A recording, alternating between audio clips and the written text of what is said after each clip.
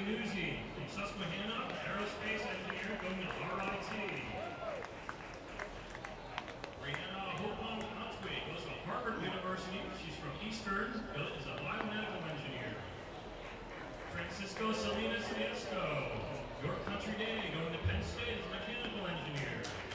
And Brandon Hopon-Otway from Eastern University, a biomedical engineer at North Carolina. And our newest Engineer Society of New York Technical Scholarship winners, Kaylee Renson, class of 20, going to Penn State University as a mechanical engineer from Northeastern. Jonathan Abel, going to Lafayette as an electrical computers engineer from Suburban. Diane Sukyak from West York, going to Cornell as an electrical engineer. And Christopher Lee from Northeastern to be a chemical engineer at the University of Delaware. Ladies and gentlemen, let me congratulate our 2020 School Engineer Scholarship winners.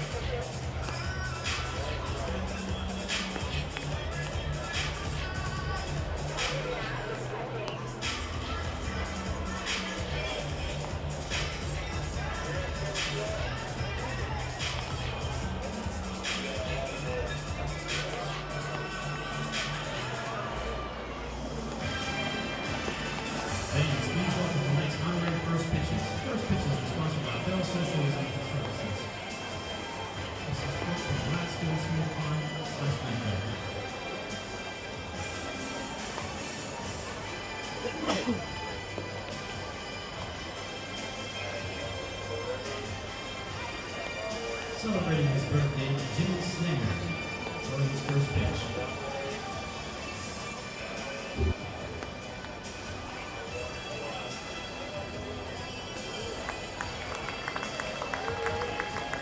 Pitching for his first pitch was Sullivan Nash.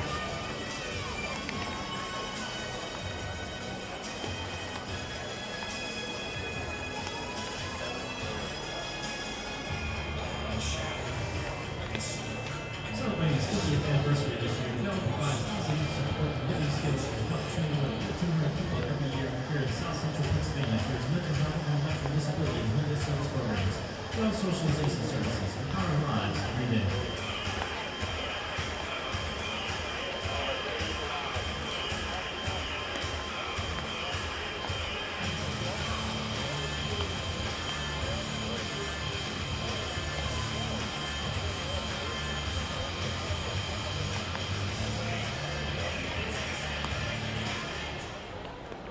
Fans, it's now time for the starting lineups for today's game between the Long Island Ducks and your York Revolution. First, the starting lineups visiting This is Long Island Ducks baseball. Justin Davies at the plate, the winning run at third. Crowd going nuts. Swung on, bouncing ball left side, off the mitt, up third baseman Brad Strauss. Here comes Willie Rodriguez. Justin Davies has done it again. The Ducks are one flag away from the championship. Jason Johnson makes the catch. He makes the catch, and the Long Island Ducks have swept the Camden River Sharks.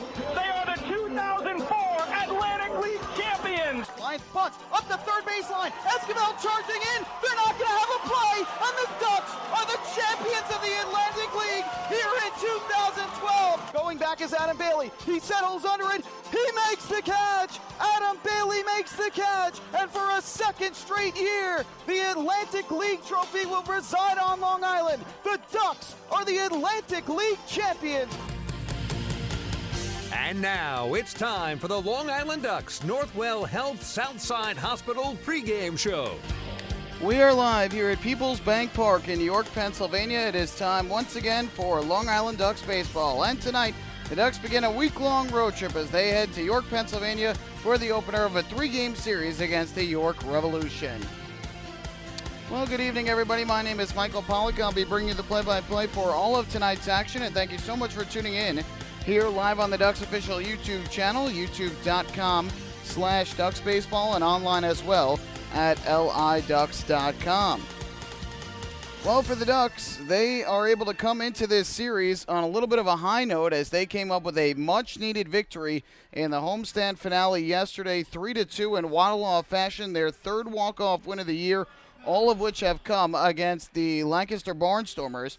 And Delta Cleary Jr. helping get the winning runs home with a chopped single up the middle. We'll get to that in a moment as we go through the highlights of yesterday's game. Neither side was able to score over the first two innings, and the Barnstormers were threatening in the third with runners at the corners and 2 out, and that is when Delta Cleary Jr. made one of the finest defensive plays of the year. And the 1-2 again to Whitaker is lifted in the air to right center field. Long run for Delta Cleary Jr. Dives, and he makes the catch. Oh, what a grab by Delta Cleary Jr. in right center field. Full extension dive, and he comes up with a fantastic play to leave 2 on base. Excellent grab for Delta Cleary Jr., who gets a nice ovation from the crowd. So a great play for the final out of that inning, and in the bottom half of the inning, Matt Wessinger had doubled to start off the inning, went to third on a 1-out ground ball to short by Delta Cleary Jr., and then with 2 outs in him at third base, the Ducks caught a big break. And the 3-1 from Brian Evans, swung on and popped up on the infield towards the pitcher's mound. Brian Evans shading his eyes, now gives way, and it's going to be dropped. It falls on the infield. Into score is Matt Wessinger, and the Ducks have the 1-0 lead. So here's the RBI to Cleary Jr., and he will swing and tap it. And the Long Island Ducks have themselves a run on the scoreboard, and they take a 1-0 lead. It would stay that way until the 7th inning, and after 6 scoreless innings from Bruce Kern, he gave way to Nick Struck, who came in the 7th, allowed a walk, and then a 1-out hit by pitch to put 2 on with 1 out. Josh Bell, who victimized the Ducks all series long with an RBI single to center, and that made it a 1-1 ball game. 2 batters later, Casey Hobson with an RBI single to center field. And so the Barnstormers had a 2-1 lead at that point. Both sides went in order in the 8th. Kevin Vance, who had pitched a scoreless inning in the 8th, also did so in the 9th. And that set the stage for the bottom of the 9th, with the Ducks staring at a series loss to the Barnstormers. With 1 out in the inning, Anthony Vega singled to right as he was running for second base with Matt Wessinger at the plate. Wessinger a chop single up the middle, and the Ducks had the tying run at third base, the winning run at first with 1 man out. Phelan Lentini came to the plate. He hit a chopper back to the mound. Corey Burns fielded it. Instead of trying to turn the double play from him to second to first, he went home and got Anthony Vega in a rundown for the second out of the inning, preventing the run from scoring. On the play, Carlos Hughes, who went in as a pinch runner, went from first to third. Lentini, who had hit the chopper, went from home to second. So the Ducks had 2 on with 2 out for Delta Cleary Jr., had a count of 1-2, and he was able to win the ball game for Long Island. 1-0 lead. Here's the 1-2 to Cleary Jr., and he will swing and tap it over the mound towards the middle. Will it get through? Aaron's fields his throw to first, not in time. It gets away. Plantini will come in. He will score. It's a waddle-off win for the Ducks, their 3rd of the year, and the Ducks win the series and homestand finale 3-2 over the Lancaster Barnstormers. A dramatic victory indeed for the Long Island Ducks as Kevin Vance gets the win with his 2 scoreless innings of relief to improve to 2-1. Corey Burns, his 4th blown save, 2nd of the series, and he falls to 0-2. We'll take a break. When we come back, we will hear from the man who helped win the game for Long Island yesterday, Delta Cleary Jr., who had 2 hits, including the RBI infield single that tied the game and also produced an error that won it for Long Island. Hi, this is manager Kevin Byers, and you're listening to Ducks Baseball on the Ducks official YouTube channel, youtube.com/DucksBaseball. Northwell Health Southside Hospital in Bayshore is the healthcare heart of our community. We provide outstanding healthcare right here at home with centers of excellence in cardiology, orthopedics, neurosciences, women's health services, and much more. Experience counts, and Northwell Health Southside Hospital has been around for nearly a century of care. For more information, please call 631-968-3000 or visit us on the web at northwell.edu. Can't get enough of the Long Island Ducks? Well, now you can get even more inside info on your favorite hometown team through Facebook and Twitter. The Ducks are constantly updating fans through social media with scores, transactions, ballpark promotions, and much more. You can even win great prizes. All you'll need to do is make a free account on Facebook and Twitter, and then visit us at facebook.com/LIDucks and twitter.com/LIDucks. Think you're Long Island's biggest Ducks fan? Get connected now.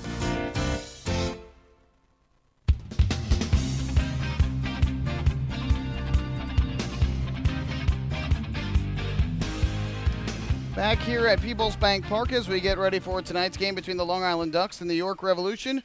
Delta Cleary Jr., 2 hits in yesterday's series and homestand finale for Long Island, including the RBI infield single up the middle with 2 outs and 2 strikes in the 9th inning. An error on the play helped Lentini score the winning run as well, and I caught up with the Ducks' second-year outfielder before tonight's game. Delta, a huge win for you guys to close out that homestand. The difference between 5-2 and a series win and a series split, and 4-3, a series win and a series loss. How important was that game yesterday for you guys? It was very important. We're going into a series. We at least want to win the series, and if stuff happens, at least the biggest thing to come out with a split is the main thing if we don't win the series. Going into that bottom half of the 9th inning, down 2-1 after leading for most of the game, what was the mindset of the guys when they got into the dugout after the top half of the inning? Like every other mindset, no different. Like I said, these guys are, no quitters. If we get one on, we know it could go down the line, with anybody up in the lineup. So no quitting, no different thought process, just going up there and trying to get the first guy on. You come up with 2 outs and 2 men in scoring position, runners at second and third. Take me through your mindset when you stepped up to the plate and what you were looking to do. I was just trying to see the ball up and just square it up, nothing really, not trying to do too much. He made 2 good pitches on me the first 2 pitches. I knew he was going to probably try to come back with it again, and, my whole mindset when I had 2 strikes was just put the ball in play and, if I could get it in play, just use my speed. When you saw Lentini rushing around from second to third and then home and scoring the winning run when the throw got away, speak about the emotions that ran through you, realizing you guys had just come up with a win and what many were calling a must-win game for you guys. It was very nice, considering, what kind of day it was and what that brought to me as far as to win this game, on Father's Day, considering that, I lost my father in 2012. So it was a great opportunity for me, and like I said, it was a great moment for me as far as the team, but also for me as far as it was Father's Day. Going into the game knowing that it was Father's Day, how much was that memory of your dad in the back of your mind? And now after everything that happened, how much strongly do you believe that he was there watching over you in that final at-bat? I believe he's watching every game. But, on that days like that, being tired and stuff like that, I know he was there watching, considering, like I said, it's Father's Day. It happened since 2012. So, I spent a couple years without him on Father's Day. But, like I said, Father's Day is not really the same as far as to me, but I still try to treat it like he was still there. Completely understandable. And I know you don't like to make it too much personally about yourself, but now you've been back for a week since missing almost a month with that hand injury. Speak about your approach to the plate now, how you're feeling comfortability-wise at the plate after getting back into a week's worth of games. Try not to be hard on myself. That's the main goal for me right now. Is just, I've been out for a month, and it's like starting over again. But, with my mindset, I'm want to do great for this team right now. And so I got to take an accountability that I was out for a month and just go up there and just try to get my timing down, get my bunts in, and like I said, help do little small stuff, even if it's not on the offensive side, defensive side. Knowing how well you played last year for this team and at the beginning of this season before the hand injury, how tough was it for you to sit out that month and not really be able to do anything simply on a pitch that came up high and inside to you? We as baseball players, we don't want to sit out. That day off or whatever might be great at that time, but, once you're sitting down in the dugout and you're watching your team, go through success or go through failure, you want to be out there at all times. So, that was kind of hard for me to sit out right there. knowing that, hey, we got a good team and we got basically the same team from last year, but adding a few guys. On a team level, you guys have 2 weeks to go here in the first half. You're 8 games over 500 and just 1 game in back of first place. Give me your overall assessment of how the season has gone thus far.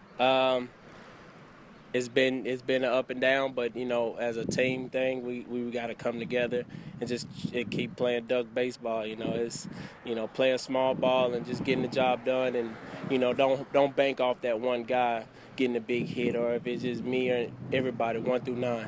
7-game road trip starts tonight against a team that currently is in first place in the Freedom Division. Then you go and face arguably the hottest team right now in Bridgeport over for a 4-game set this coming weekend. What is going to be the biggest factor in coming away with a successful road trip? Like I said, winning series. I understand we want to win every game. It's baseball. Things happen. But the thing right now is just to win series and, let the chips fall where they may toward the end of the first half. Thanks so much, Delta. Congratulations on the walk-off win yesterday. Thank you. That is outfielder Delta Cleary Jr. helping the Ducks take the finale of their homestand yesterday over the Lancaster Barnstormers 3-2 for their 3rd walk-off win of the year. Well, we are just about ready to go here in York. They are quickly out on the field. Apologize for the little bit of a delay that we had here to start the pregame show due to some technical difficulties, but we're ready to go. Pitching matchup for tonight will feature, for the Ducks, left-hander Jack Snodgrass, who enters with a record of 5-4 and a 2.96 ERA through 10 starts on the year. League leader with 67 strikeouts. He has been superb and pitched very well here against York back on June 9th, taking a no decision, allowing just a run on 7 hits and 3 walks while striking out 7 over 6 innings. Micah Owings, meanwhile, the right-hander, will counter for the Revolution, making his first start against Long Island this year. 2-3 on the season, a 4.11 ERA for the former big leaguer through 7 games and 3 starts. As for the Ducks lineup that will face Micah Owings tonight, Phelan Lentini is going to lead things off. He is the right fielder. Delta Cleary Jr. in center field will bat second. Hitting third is the second baseman Ruben Gotay, and in the cleanup spot, Dan Johnson, first baseman. Cody Puckett bats fifth, plays third base. Mike Blank will do the catching tonight and hit sixth. Blake T. Cody is the designated hitter, batting seventh. The 8-hitter is the left fielder Anthony Vega, and rounding out the order is the shortstop Matt Wessinger. We're ready to go. First pitch from Micah Owings, misses inside. We're underway at about 6:34 p.m. here on a beautiful Monday evening in York, Pennsylvania. So it is a 1-0 count on the righty hitting Lentini. Here's the pitch. Swing and a miss. Out in front, cut through. That'll even up the count at 1-1. Lentini on the season for the Ducks at .331, 4 homers, 31 runs batted in. Now they got fine season once again for Long Island. From the stretch, the 1-1. And Lentini swings and fouls one back to the screen behind home plate. That'll run the count to 1-2. Wind very lightly blowing out to center field here. Not much wind at all. The light's not on yet here at Peoples Bank Park. And a light crowd on hand here tonight, but some fans still filing in. A few enjoying the lawn seating out in right center. Owings gets the sign and comes set. Here comes a 1-2. The kick and the pitch on the way, and Lentini takes a high fastball. That'll even things up at 2 balls and 2 strikes. Second series that these two teams are playing each other this season. They were here about 2 weeks ago meeting, and York took 2 of 3 from Long Island. 2-2. Breaking ball misses down in the dirt, and that will run the count full. The Ducks leadoff hitter and right fielder. Following Lentini will be Delta Cleary Jr., as we mentioned, and then after Cleary Jr. will be Ruben Gotay. Here's the payoff pitch. Lentini swings a broken bat flare in a right field, dropping quickly, and it'll land for a base hit. Good try by Michael Burgess on the slide, but ultimately could not come up with it cleanly. And Lentini is on with a leadoff single.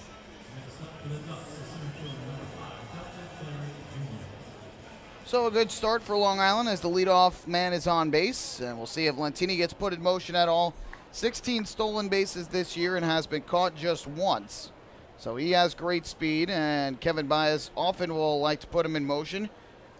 Long Island certainly would like to get the early lead against this Revolution team that sits in first place in the Freedom Division.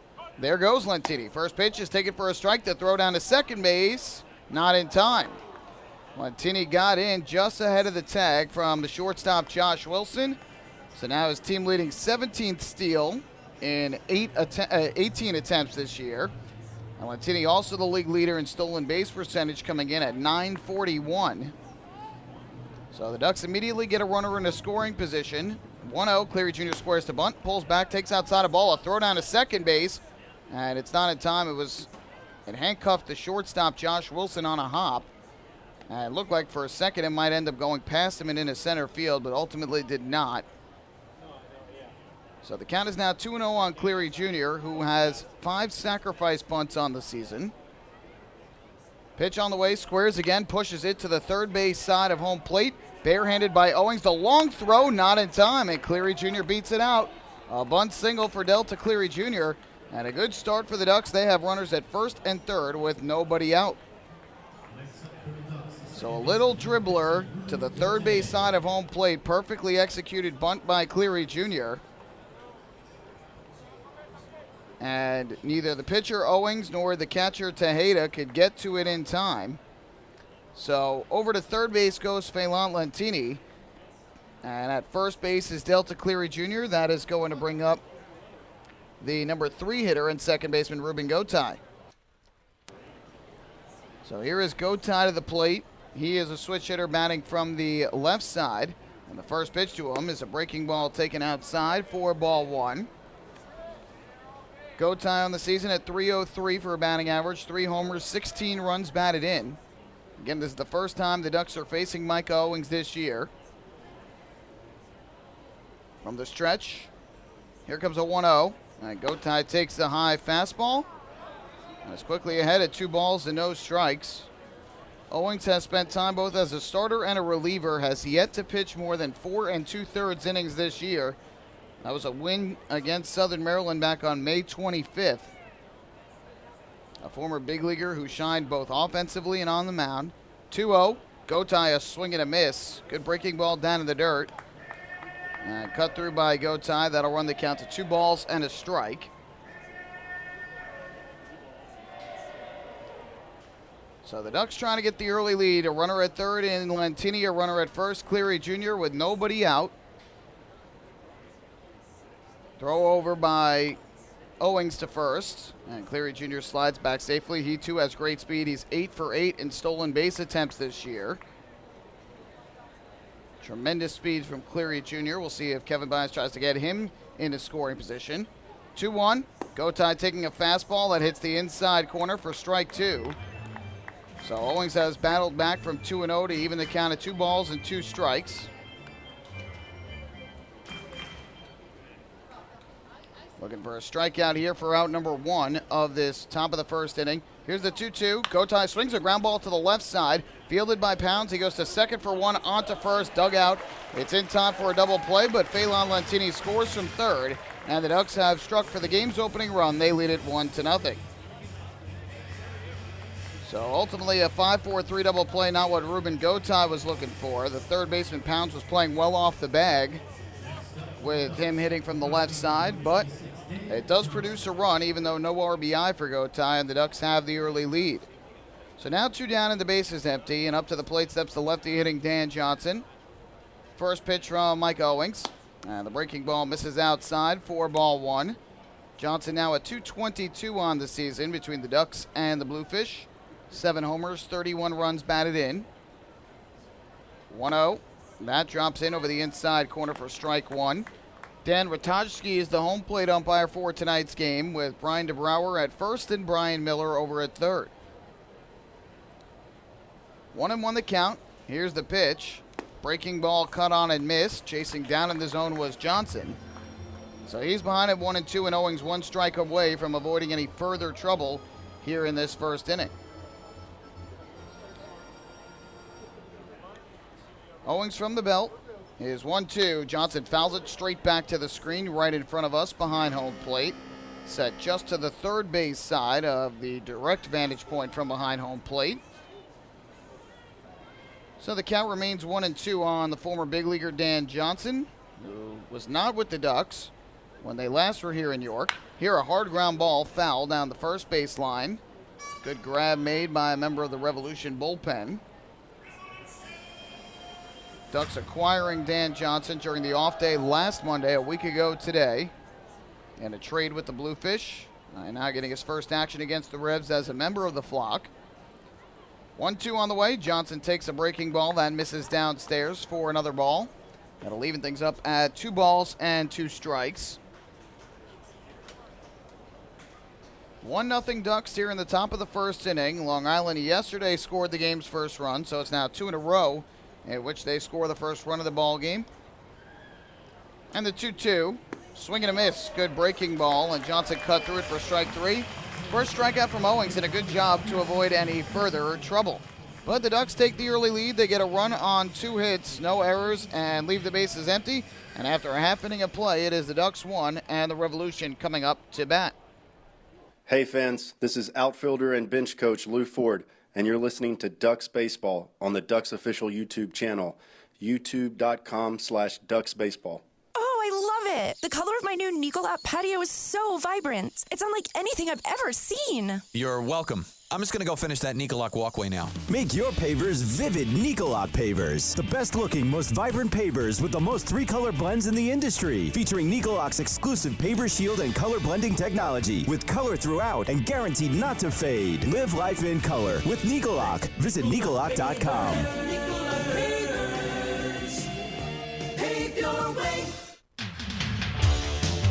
Bethpage Ballpark is a great place to watch a ball game, so why not do so from some of the best seats in the house? The Ducks are proud to present the brand new Long Island Ducks Beer Garden. Open for all fans on nights when the Smokin' Owls party deck has not been reserved, the Beer Garden will feature a variety of frosty draft and bottled brews, as well as several food choices. The area has been decked out with bar rail seating and Ducks branded furniture to provide a comfortable atmosphere for everyone. Be sure to stop by and check out the brand new Long Island Ducks Beer Garden on your next visit to the ballpark.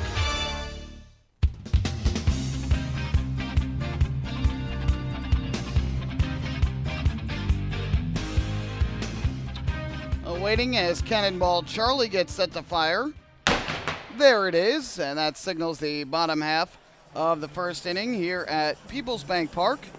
Now the Ducks have struck for the game's first run. They lead it 1-0 over the York Revolution here in New York.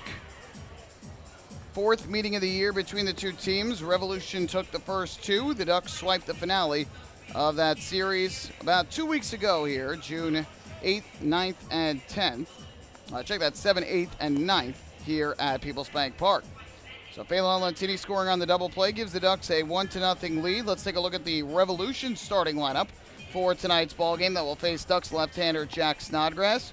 You have Travis Witherspoon, newly acquired by the Revs, leading things off. He is the center fielder. Isaiah Tejeda will bat second. He is the catcher and potential all-star. Joel Guzman, the designated hitter, hits third, and the cleanup hitter is the first baseman Andres Perez. Back with the Revolution after a brief stint in Mexico, Michael Burgess, he is in right field batting 5th. Brian Pounds, the third baseman, hits 6th. Jason Repko bats 7th and plays left field.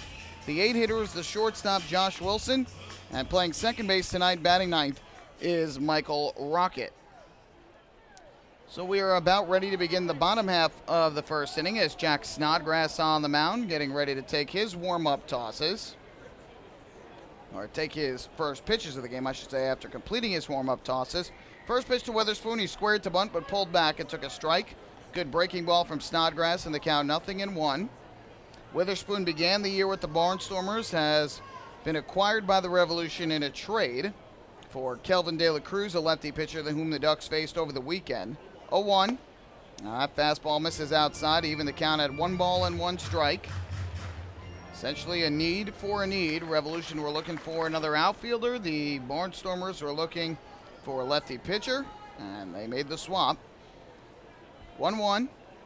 Kicking the pitch on the way from Snodgrass is a fastball that catches a piece of the outside corner for strike 2. Witherspoon did not agree, but the count goes to 1-2.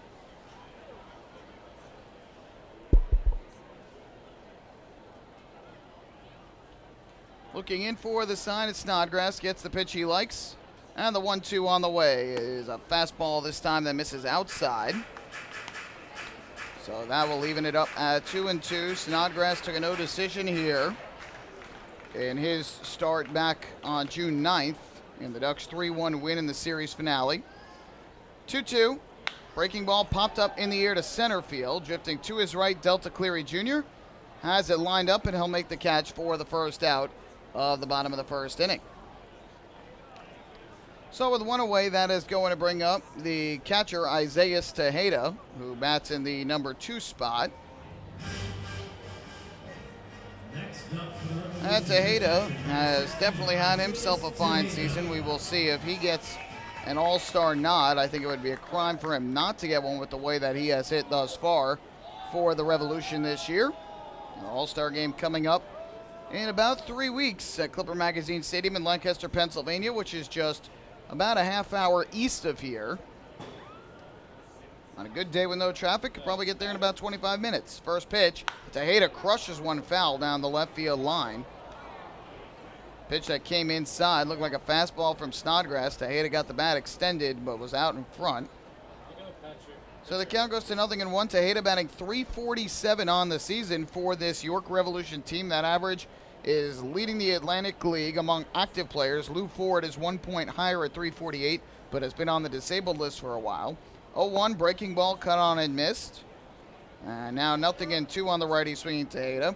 By the way, this Revolution lineup, all right-handers except for Michael Burgess. Last week when the Ducks, or 2 weeks ago when the Ducks were here, their lineup was all righties in the opening game of the series. Getting Burgess back, though, a power-hitting left-handed hitter. Here's the 0-2 from Snodgrass, and Tejeda takes a curveball that misses low and outside. So it's now 1-2 on Tejeda with Joel Guzman, the designated hitter, waiting in the on-deck circle. Ducks, by the way, are in the alternate orange jerseys here tonight, while the Revolution wear their home white uniforms. 1-2, big curve again. This one missed high and outside, evening things up at 2 balls and 2 strikes. And Jack Snodgrass potentially could be an all-star as well. It is up to the managers, who for the Liberty division is Brett Jody, who led the Patriots to an Atlantic League title last year. We'll see if he elects Snodgrass for the all-star team. 2-2. Popped up foul back behind the plate. This will go upstairs and out of play. Do it again at 2 balls and 2 strikes. Snodgrass has pitched like an all-star this year, 5-4, tied for the league lead in wins. He's got a 2.96 ERA, which currently ranks him 3rd in the Atlantic League. And he is 2nd in the Atlantic League with 67 strikeouts, 2 behind teammate Darren Downs. Time called here as Tejeda stepped out. He'll dig back in, and we will have another 2-2 from the left-hander Snodgrass. Gets the sign from Blank. Here's the pitch, and Tejeda takes a fastball just off the outside corner. Snodgrass thought he had strike 3, did not get the call from Dan Ratajski. So now the count is full at 3-2. Tejeda digs back in from the right side. Snodgrass gets the pitch he likes. And the payoff on the way is swung and hit in the air to left. Fairly well hit. Anthony Vega back in front of the wall. He'll make the catch on the warning track for the second out. Well, if you've never been here to Peoples Bank Park, then you probably don't know about the Arch Nemesis, which is that giant wall in left field at just under 38 feet. It is the tallest wall in professional baseball. Very similar looking to the Green Monster at Fenway Park, just not as long left to right, but taller from the bottom to the top. Protects Arch Street, which sits behind it, and the houses on that street. That's why they call it the Arch Nemesis. But very inviting, especially for righty hitters. Here's Joel Guzman, and he takes a first pitch fastball for a strike down the middle, 0-1. Meanwhile, 405 feet to straightaway center and 325 down the line in right, where you have the higher wall. It's about twice as high as the wall in left and right center, about 15 or so feet. 0-1, high fly to deep left towards the line. Long run over for Anthony Vega, and again on the warning track, he'll make the catch. So a couple deep fly balls hit by Tejeda and Guzman, but just long loud outs, and the Revolution go in order. To the second we go here at Peoples Bank Park. It is the Ducks 1 and the Revolution 0. Hi, this is pitcher John Brownell, and you're listening to Ducks Baseball on the Ducks official YouTube channel, youtube.com/DucksBaseball. Municipal Credit Union is a proud sponsor of the Long Island Ducks. For 100 years, MCU has helped New Yorkers achieve their goals with competitive financial products and services. Meet your important or unexpected needs with an MCU personal loan. Whether it's the cost of moving, a family vacation, or even home repairs, an MCU personal loan is a simple solution. To learn more about how an MCU personal loan can work for you, visit nymcu.org today. MCU, celebrating 100 years of service. M&V Limousines is the official bus company of the Long Island Ducks. Family owned and operated, they've been in the business for over 23 years. M&V Limousines offers coach buses with Wi-Fi and restrooms, party buses, exotic limousines, and so much more. Whether you're looking for transportation for weddings, proms, corporate outings, or long-distance trips, they've got the right vehicle for you. Visit their showroom in Comac or check them out online at mvlimo.com. M&V Limousines, the official bus company of the Long Island Ducks.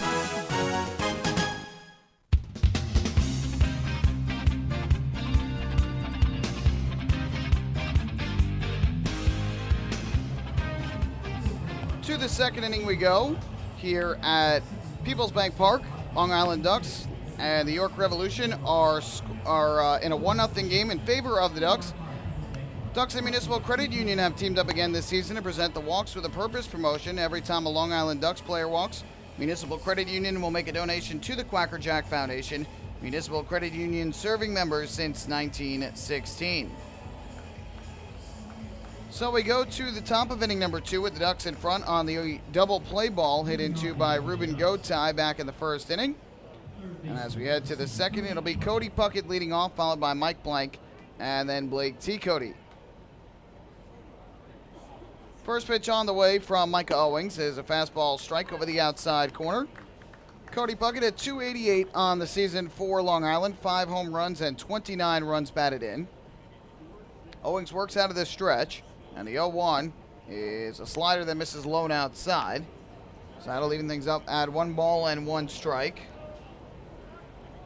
Puckett playing for the 3rd consecutive game after missing the first 2 games of the series against the Barnstormers. Kevin Baez giving him some extra rest. 1-1. Popped up in the air, foul, first base side. Over towards the stands is Andres Perez, but he'll run out of room as it lands about 2 or 3 rows back. And into the seats, and so the count 1-2. First of 7 games here on this road trip for Long Island after a 7-game homestand in which the Ducks went 5-2. They'll play 3 here in York and then head to Bridgeport for 4. A very tough road trip for Long Island. And here's the 1-2. Fouled back to the screen behind home plate on a high fastball. Revolution currently in first place in the Freedom Division. 31 wins to 25 losses. They're 2 games in front of the Sugarland Skeeters, 2.5 ahead of the Lancaster Barnstormers. And so these are very big games with 2 weeks to go in the first half of the season. 1-2. Line drive down the left field line for Puckett. That is going to land fair and head into the corner. Hops off the wall. Puckett on his way to second base. Here's the throw, and he is just in there. Close play at second. And the tag from Rocket was just a hair behind the slide from Cody Puckett. So a leadoff double for the Ducks' third baseman, his 10th double of the season. Risky play there somewhat for Cody Puckett as he has good speed normally, but again, earlier this season injured his hamstring, and since coming back from it, he's had to have a couple games off here and there. Kevin Baez has said he has to be careful with him not to overexert him. And the first pitch is on the outside corner here to Mike Blank for strike 1. And so on a play like that, again with the shallow left field, Puckett really has to hustle to get from home plate to second base. And you can tell did not have his best speed possible as this pitch hits the outside corner again for a strike, and it's 0-2 on Blank. But Puckett was able to get in just before the tag from Rocket. And now Blank trying to at least move him over to third with less than 2 outs. 3 hits already for the Ducks off Owings. The 0-2 is lifted foul back behind the plate over the screen and up into the suite level here at People's Bank Park. So we'll do it again at 0-2 on Blank, who is hitting .245 this season. Has 5 home runs, tied for the team lead, and 24 runs batted in. Owings from the stretch. And now we'll step off the rubber and look back at Puckett at second base. Blank, by the way, no sacrifice bunts on the year, so that's why he did not let one down. Plus, the Ducks also have a 1-0 lead. So you usually won't see Kevin Baez ask some of his hitters to bunt, especially up in the game. 0-2, and that misses low and outside. And that'll run the count to a ball and 2 strikes. Blake T. Cody waits in the on-deck circle for Long Island. Ducks line up pretty well balanced. 4 right-handed hitters, 2 switch hitters, and 3 left-handed hitters. Here's the 1-2. Chopped on the ground foul, third base side. The only instances where batters are kind of coupled together, you have the 2 switch hitters in the 2 and 3 spots. You have 2 righties in the 5 and 6 spots, 2 lefties in the 7 and 8 spots, and then obviously 9 and 1 is Wessinger and Lentini, both righties. But overall, pretty good balance where there's not 3 in a row of any certain type. 1-2, and the fastball misses low and outside. Good eye by Blank. That'll even up the count at 2 balls and 2 strikes.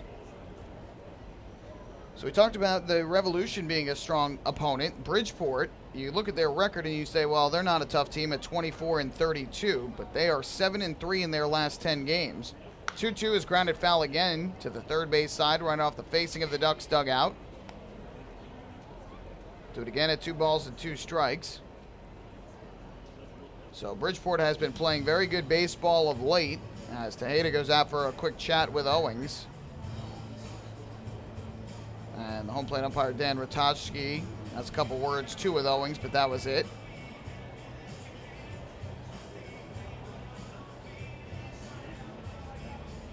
So again, Bridgeport has been playing well of late and pretty much out of the first half title race, but can certainly make some noise in the second half. And you know they want to play spoiler against their cross-sound rivals. So the Ducks will have to be ready. 2-2. Ground ball again, foul by Blank. Having a good at-bat here, fighting off several tough pitches to stay alive. Knocked Carlos Hughes out of the way. He was on the top step of the dugout where that foul ball went, and he had to quickly run out of the way of it. So the count remaining even on Blank. I believe the next pitch will be the 8th of the at-bat. 2-2, swing and a miss, strike 3. Nice breaking ball from Owings, diving down and away. Blank took a good cut but could not come up with it, so that is the second strikeout for Owings, and there is one away. By the way, defensively for York tonight, you have Jason Repko in left field, Travis Witherspoon is in center, and the right fielder Michael Burgess. On the infield from left to right, it's Brian Pounds at third. The shortstop is Josh Wilson. Michael Rocket at second base, Andres Perez over at first. Isaiah Tejeda behind home plate doing the catching, and on the mound is Micah Owings. So with 2 down, up to the plate steps Blake T. Cody, and the first pitch to him is a fastball that misses inside, ball 1. T. Cody in the last series had the biggest hit for Long Island, a game-winning 2-run home run over the right field wall off to Mike DeMark in the 9th inning of the series finale that gave the Ducks a 3-1 win and avoided a sweep.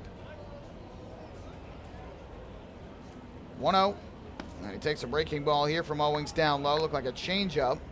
And that'll run the count to 2-0. T. Cody hitting .225 on the year with 4 home runs and 12 runs batted in.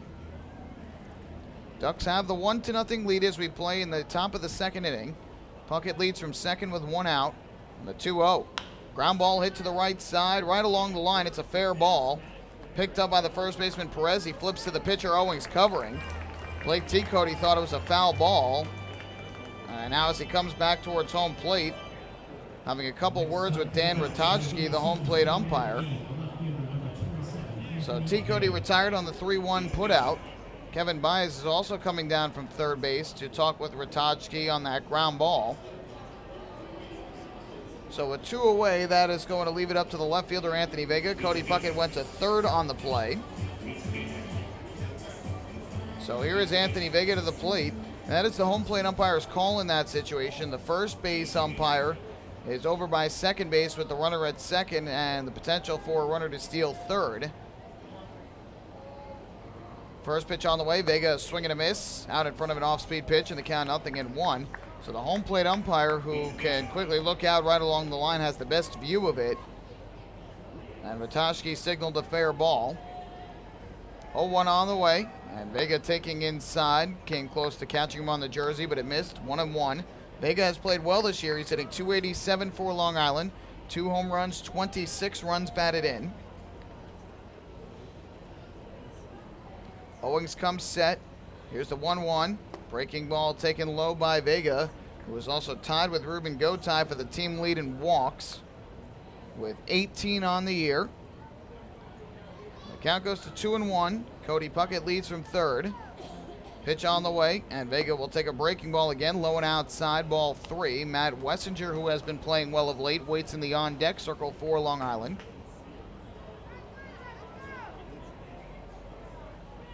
Owings gets the sign and comes set. Here comes the 3-1. Pitch on the way. Vega will take a fastball, and it hits the outside corner for strike 2. You hear the breadstick chant from the crowd here as Vega is the crazy breadsticks man.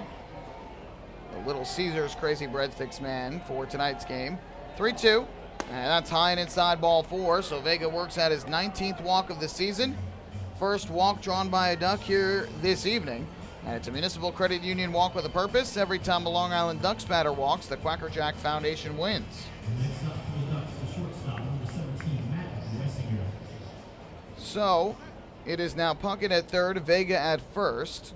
With 2 men out, Vega with the better speed of the 2. And here is Matt Wessinger, the shortstop and 9-hitter, batting from the right side.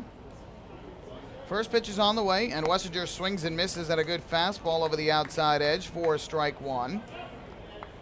Wessinger average up to 218, no homers, 11 runs batted in.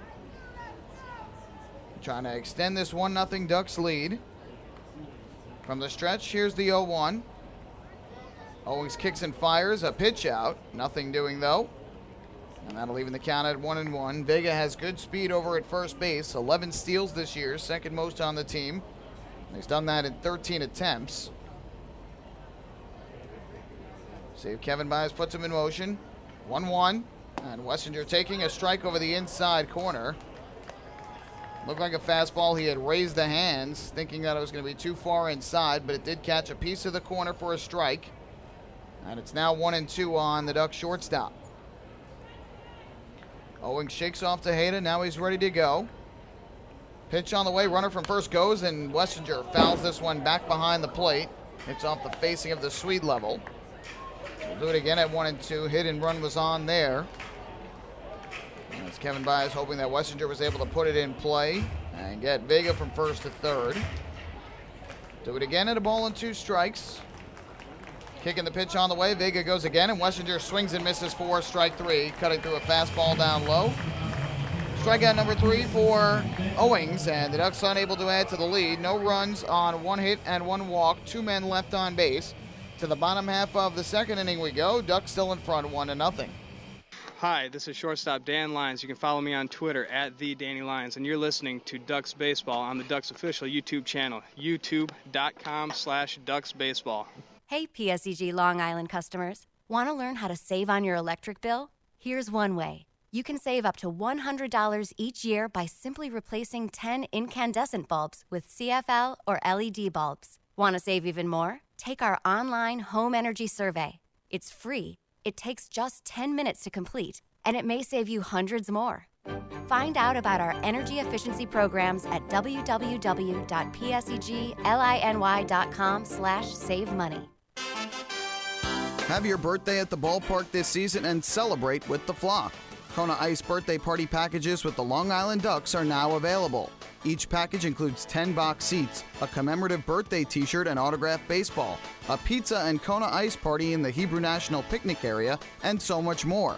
Best of all, the birthday child will stand on the dugout while the entire crowd sings happy birthday. Reserve your party today by calling the group sales department at 631-940-3825. Kona Ice birthday parties with the Long Island Ducks, a once-in-a-lifetime experience.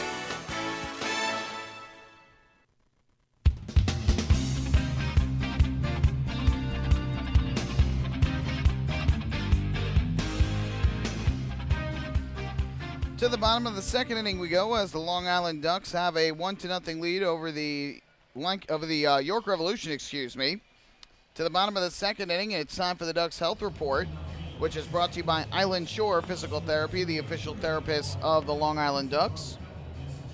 Well, the Ducks still have 3 players out on the disabled list. Lou Ford, who is dealing with a hamstring injury. Sean Burrows, who has some shoulder soreness. And Tyler Colvin, who has a leg injury. And in addition, Dan Lyons remains out on the inactive list. He, too, has a hamstring injury. The good news is both Lyons and Ford are with the team here on this road trip and taking part in baseball activities. So their return seems to be getting closer and closer. Andres Perez will lead off, and the first pitch from Jack Snodgrass misses high and outside, ball 1. No official timetable, but Kevin said best case scenario, it sounds like Dan Lyons might be able to play during the weekend series coming up against the Bridgeport Bluefish, making him the first to return. 1-0, chopped on the ground foul by Perez. And the count 1-1. Remains to be seen if Lou Ford plays at all, but I think the better bet might be during the final homestand of the first half next week when the Revs come to town for 4, and then the Skeeters for 3 to close out the half, July 4th weekend. So the count 1-1 here on Perez, who plays first base tonight, with Telvin Nash getting the night off. Rare to see him out of the lineup. No injury news, though, just getting a day. As Perez lines one in the air to shallow right center. Out is the second baseman, Ruben Gotay, and he makes a nice catch on that line drive. So Perez is retired. And there's the first out here in the second inning. That'll bring up the right fielder, Michael Burgess, whom the Ducks did not see the last time they were here. Burgess, though, has a lot of familiarity with Long Island, as he was a member of the Patriots Atlantic League Championship squad last year, coming over to Somerset during the season and showcasing some pop in the Somerset lineup. First pitch on the way, and Burgess a swing and a miss, chasing way outside, and that is strike 1. Burgess had begun the season with the York Revolution, and that went down to Mexico. Actually, it didn't begin the season, but was acquired early in the season as a breaking ball misses low and outside, even the count at 1-1. Started the year, actually, with the St. Paul Saints in the American Association, was acquired by York May 19th, and signed then. I was here for about 10 days before his contract was purchased by Monclova in the Mexican League. Here a fastball misses inside. That'll run the count to 2-1 on the lefty hitter. So he played with Monclova before he comes back here to York. Signed him again on June 18th after about a month in Mexico. A little less than that, about 3 weeks. 2-1. Breaking ball hits the outside corner for a called strike. Burgess thought it was too far outside. Looks back at Ratajski and shakes his head. So now the count is even at 2-2. Overall with York, he's hitting .265 with 3 homers and 11 runs batted in. 2-2 pitch on the way from Snodgrass, and Burgess a half swing at a ball down in the dirt. He did go around. That is strike 3. Blank will pick up the baseball, but ultimately Burgess just walks out of the batter circle, doesn't even try to run it out. So there's the first strikeout of the night for Jack Snodgrass, and the second out here in the second inning. Snodgrass had to battle a lot his last time out here. It was June 9th here in York. Gave up 7 hits and 3 walks over 6 innings. York seemingly had runners on every inning, but Snodgrass did well to strand 10 Revolution runners on base and ultimately allowed just 1 run in those 6 innings and struck out 7. Fastball misses outside here, and the count goes to 1-0 on the 6th hitter and third baseman Brian Pounds, who is hitting .234 on the season with 4 home runs and 28 runs batted in. Snodgrass is ready. Kicks and fires a 1-0, and Pounds takes a fastball strike. Evens him up at 1-1. Snodgrass has turned in 5 consecutive quality starts, going 6 innings in each, and striking out at least 5 in each. Here's the 1-1. That changeup missing low and outside. And the count goes to 2-1. He's really had only 1 rough start this year. 1.5 really. The 5 2/3 innings of 8-run ball in Sugar Land on May 17th was his worst outing. 2-1. Chopped on the ground foul up the first baseline towards the Revolution dugout. That'll leave things up at 2-2. His first outing also wasn't great. He gave up 4 runs on 7 hits over 4 innings at Somerset in a 6-1 loss. Aside from that, he has been superb. And definitely worthy of all-star consideration by Brett Jody who will manage the Liberty Division squad on July 13th in Lancaster. 2-2 on the way from Snodgrass. Fires to the plate. Pounds takes a fastball inside. Missed the corner. So that will run the count full at 3-2. And if Pounds is able to reach Jason Repko, would be next. Snodgrass looking for a second straight 1-2-3 inning to open up his night. The Ducks holding a 1-0 lead. 3-2 on the way from Snodgrass. And Pounds swings it, a ground ball to short. 2 hops for Matt Wessinger. Fields and throws on to first in time for the out. And Jack Snodgrass has thrown 2 straight scoreless innings to open up the ball game. To the 3rd inning here at Peoples Bank Park, it is the Ducks 1 and the Revolution 0. Hey fans, this is infielder Sean Burrows, and you're listening to Ducks Baseball on the Ducks official YouTube channel, youtube.com/DucksBaseball. James Simmons is going back. He is looking up, and on Park in the Park Night, that one is gone and reaches a kennel in Central Islip. That was another home run for the Ducks. And Duck fans, what's more fun than a home run that helps the Ducks win a game? How about a homer that helps the community win? Chappie's Funeral Home and the Long Island Ducks have once again teamed up for the Chappie's Home Run Challenge. If the Ducks hit 100 homers this season, Chappie's Funeral Home will donate $5,000 to the Quacker Jack Foundation. So every time a Ducks hitter goes deep this season, watch for the Chappie's Challenge home run count on the scoreboard. And if we reach 100, we're all a winner. Chappie's Funeral Home, where caring for others is a family tradition. Can't get enough of the Long Island Ducks? Well, now you can get even more inside info on your favorite hometown team through Facebook and Twitter. The Ducks are constantly updating fans through social media with scores, transactions, ballpark promotions, and much more. You can even win great prizes. All you'll need to do is make a free account on Facebook and Twitter, and then visit us at facebook.com/LIDucks and twitter.com/LIDucks. Think you're Long Island's biggest Ducks fan? Get connected now.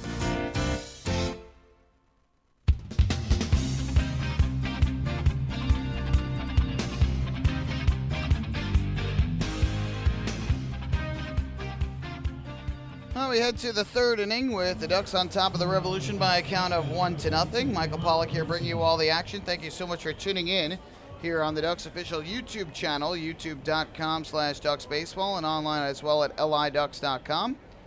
Ducks fans, there's no better time to sign up than right now for the Bethpage Federal Credit Union Ducks Kids Club. First pitch here to Phelan Lentini is taken for a strike, 0-1.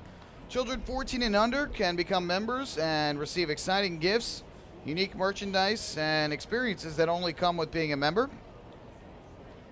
0-1 from Owings, and Lentini takes low for ball 1. Sign up today. Just give the Ducks a call at 631-940-3825 or visit liducks.com. So it'll be a 1-ball, 1-strike pitch coming up to Lentini, who singled to right and scored the only run of the game back in the 1st inning. Owings from the stretch. Here's the 1-1. And Lentini takes a breaking ball strike over the outside corner. That'll run things to 1-2 on the leadoff hitter in the Ducks lineup. Long Island had a chance to extend the lead last inning when Cody Puckett doubled to open up the frame but could not score him. 2 strikeouts, a ground out, and a walk thrown in there. And here Lentini fouls a pitch back to the screen. It looked like a high fastball from Micah Owings, who is a former big leaguer. Spent time in the big leagues with the Arizona Diamondbacks primarily. Spent parts of 3 seasons there, 2 with the Cincinnati Reds and 1 with the San Diego Padres. Here comes the 1-2. Kicking the pitch on the way, and Lentini a half swing at a ball down and in. They appeal to first, and there is no swing according to Brian DeBrouwer. Lentini was able to hold up, and that'll even the count at 2-2. His best season ERA-wise was actually his last year when he had a 2.79 ERA in 2012 with San Diego, but only pitched 6 games that year, the lowest of any of his 6 seasons. Here a line drive base hit in a center field by Lentini. So he was able to hold up his swing and avoid strike 3, and now he's got his 2nd hit of the ball game as he is on at first to lead off the 3rd. 4th hit of the ball game for Long Island, and the leadoff man on for the 3rd straight inning against Mike Owings. That is going to bring up Delta Cleary Jr., and we'll see if he tries to lay down a bunt and move the runner over, as he notably does during the course of the year. Leadoff hitters typically have not done well against Owings, just 2 for 17 coming into tonight's game, but 3 for 3 thus far tonight. Here is Cleary Jr., who reached on a bunt single his first time up. First pitch, squares again, pulls back and takes a fastball outside. So the count goes to 1-0 on Cleary Jr., who yesterday was 2 for 5 at the plate with a run batted in. That coming in the 9th inning. His RBI tied the game. The miscue on the throw as Lentini has to dive back quickly on a quick throw over by Owings. He had chopped the ball up over the head of Corey Burns towards the middle. It was very, very unlikely they were going to get him at first base, why they ruled an RBI infield single. But the throw from Aarons went wide. The 1-0, Cleary Jr. squares to bunt, but bunts it foul behind the plate. And that'll even things up at 1-1. And so Kevin Aarons got to the baseball and tried to make the out at first, which again I don't think was going to have him. But he tried to make it, and ultimately his throw went wide of Mike McDade at first base. That allowed Lentini to score. Both Lentini and Kevin Baez said after the game, though, that he was running on contact. Lentini bluffs, and Cleary Jr. takes a fastball outside to run the count to 2 balls and a strike. Again, was squaring a bunt. Kevin Baez saying that he was sending Lentini no matter what. So even on the infield single up the middle, he was going to send Lentini around third and have him try to score even if the throw was on target. And Lentini was adamant that he was going to score. A ball called here on Owings, and so Lentini is going to go to second base. That definitely appeared like a balk, and the third base umpire, Brian Miller, had the call right away. Owings never stopped and set his hands after getting the sign. He started to and then quickly threw over to first, and you are not allowed to do that, so now the runner at second. 2-1, Cleary Jr. bunts. Back towards the mound. Owings off the rubber, fields his throw to first. Is caught by Perez for the out. Moving to third goes Lentini, so Cleary Jr. with a successful sacrifice bunt. That is his 6th of the year, second time he has bunted in this game. First time he reached. The putout goes 1-3, and the Ducks have the runner at third with less than 2 outs. So now a fly ball will likely make this a 2-0 game as long as it is not shallow. And here is Ruben Gotay, who brought in the first run of the game, but on a double play ball, so he does not get the RBI. Owings comes set. First pitch to him, and he swings and misses, cutting through a fastball. The count 0-1. Gotay coming in today at 303 on the season. And so far this year has 2 sacrifice flies and 16 runs batted in. The 0-1 is a fastball that misses inside. So that will even things up at 1-1. Gotay yesterday was 1 for 4 and picked up a very beneficial RBI on a pop-up right to the pitcher's mound that ended up falling in. 1-1, swing and a miss. Again behind on the fastball from Owings. Good swings, but just a hair off, and the count goes to 1-2. Those were 2 outs in the inning. A high pop-up that Brian Evans appeared to have a beat on, and it was called off last minute. And he ran away from the pitcher's mound, but Mike McDade never made the catch. And a run was able to score from third to give the Ducks the 1-0 lead. The 1-2, Gotay taking inside from Owings. Looked like a hard slider that came in just a little too much. So that'll even things up at 2 balls and 2 strikes. Owings has had to throw a lot of pitches here in the early going. He is already up to 63 pitches on the evening. The 2-2 is down in the dirt. Good eye by Gotay, who we mentioned was tied with Vega for the team lead in walks at 18 coming in. But Vega has walked once already, so he leads now with 19. We'll see if Gotay can tie him with a walk here. Dan Johnson waiting in the on-deck circle for the Ducks. And Lentini leading from third with only 1 out. 3-2 on the way from Owings to Gotay, and it is swung on and missed for strike 3. Pick a fastball over the outside corner, maybe a little bit up, but it is strikeout number 4 for Micah Owings. And a big second out for the right-hander. Owings has tied his season high in strikeouts already. June 4th against Lancaster here.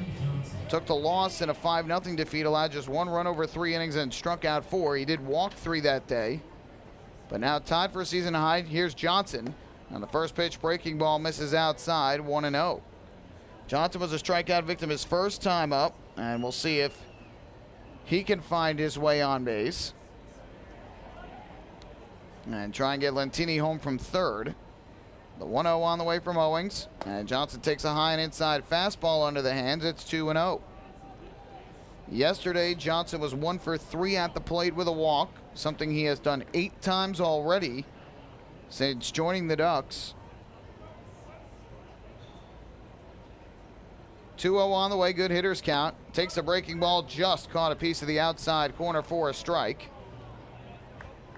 That'll run the count to 2-1. Good pitch there from Owings. Was allowed the leadoff hitter on in each of the first 3 innings, but trying to strand him on base for the 2nd inning in a row. 2-1. Johnson, a line drive down the right field line, base hit. That'll get Lentini home from third easily. Johnson around first, he's digging for 2. Here's the throw, and it's not in time. Dan Johnson with a 2-out RBI double down the right field line, and the Ducks extend the lead to 2-0 in the 3rd. RBI number 32 on the season for the former big leaguer, his 6th double of the year. Got a pitch up in the zone with 2 strikes, or 2 outs, I should say. It was a 2-1 pitch, and hit a bullet down the right field line into the corner. So Johnson gets the RBI and the run scored for Lentini. Here's Cody Puckett, and he fouls the first pitch off back behind the plate. Lentini with 2 more runs here tonight. Is now up to 45 on the season, and that total good for tops in the Atlantic League by 9 over Bridgeport's Jose Cuevas. Owings from the stretch. Here's the 0-1, and Puckett takes a fastball way outside. Good job by Tejeda to keep it at home plate. That'll even things up at 1 ball and 1 strike. So the Ducks have it built an early 2-0 lead, 5 hits already against the right-hander Micah Owings. Here's the 1-1, and Puckett takes down in the dirt, blocked nicely by Tejeda there, and again, Johnson unable to advance to third. So Puckett now ahead in the count, 2-1. He had doubled down the left field line his first time up back in the 2nd inning, 10th double of the year. Here's the 2-1. High pop-up in the air to shallow right center. Going out, Michael Rocket. Coming in is the center fielder Witherspoon. He will make the catch, and that'll end the inning. But the Ducks extend the lead to 2 as they get a run on 2 hits and a balk. No errors. They leave 1 on base.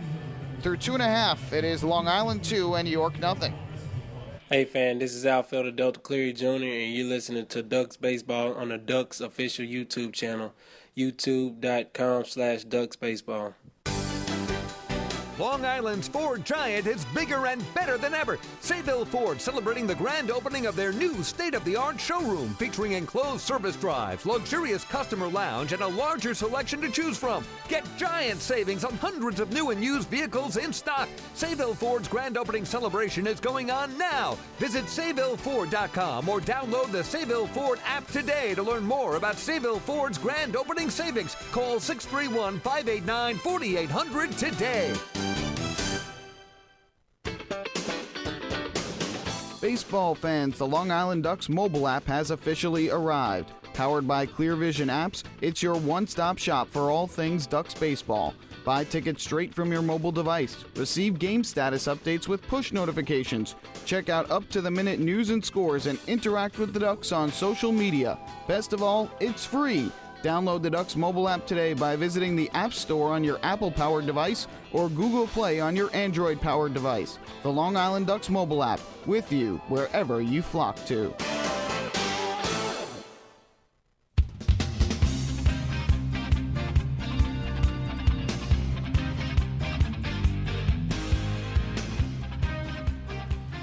On to the bottom half of the 3rd inning we go. It is the Long Island Ducks holding a 2-0 lead over the York Revolution. And when Cody Puckett flew out to center field, the top half of the 3rd inning, that was the final out, or the 15th out of today's ball game. And did you know that a 15-minute phone call to Geico could save you 15% or more on your car insurance? Get a free quote today. Call 1-800-947-AUTO. That is 1-800-947-AUTO, or visit geico.com. So on to the bottom of the third inning as the Ducks have the lead by a count of 2-0 over the York Revolution. Jack Snodgrass back to the mound for his third inning of work. And Snodgrass thus far has retired the first 6 hitters to come to the plate for York. Here is Jason Repko to the plate. And the first pitch on the way is a fastball that misses high and outside for ball 1. Repko, the 7-hitter and left fielder, on the season, hitting .266 with 3 homers and 14 runs batted in.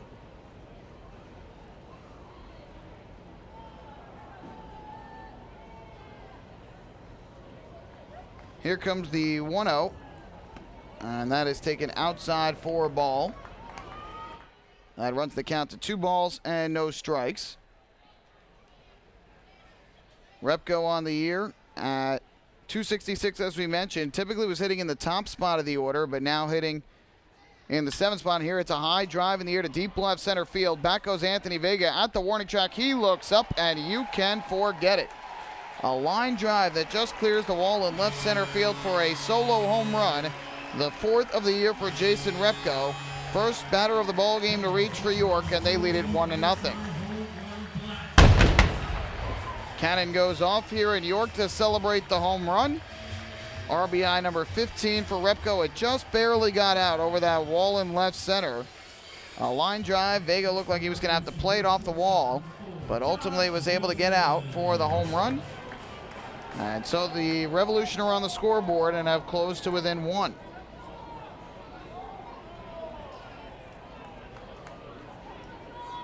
First pitch on the way to Josh Wilson, and the fastball is taken on the outside corner for strike 1.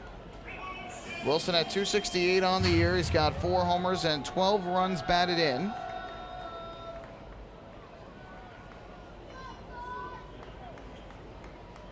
From the stretch, the kick and the pitch. And that's hit on the ground to the left side. Cody Puckett to his left picks it up. And a throw on to first in time to retire Wilson for the first out.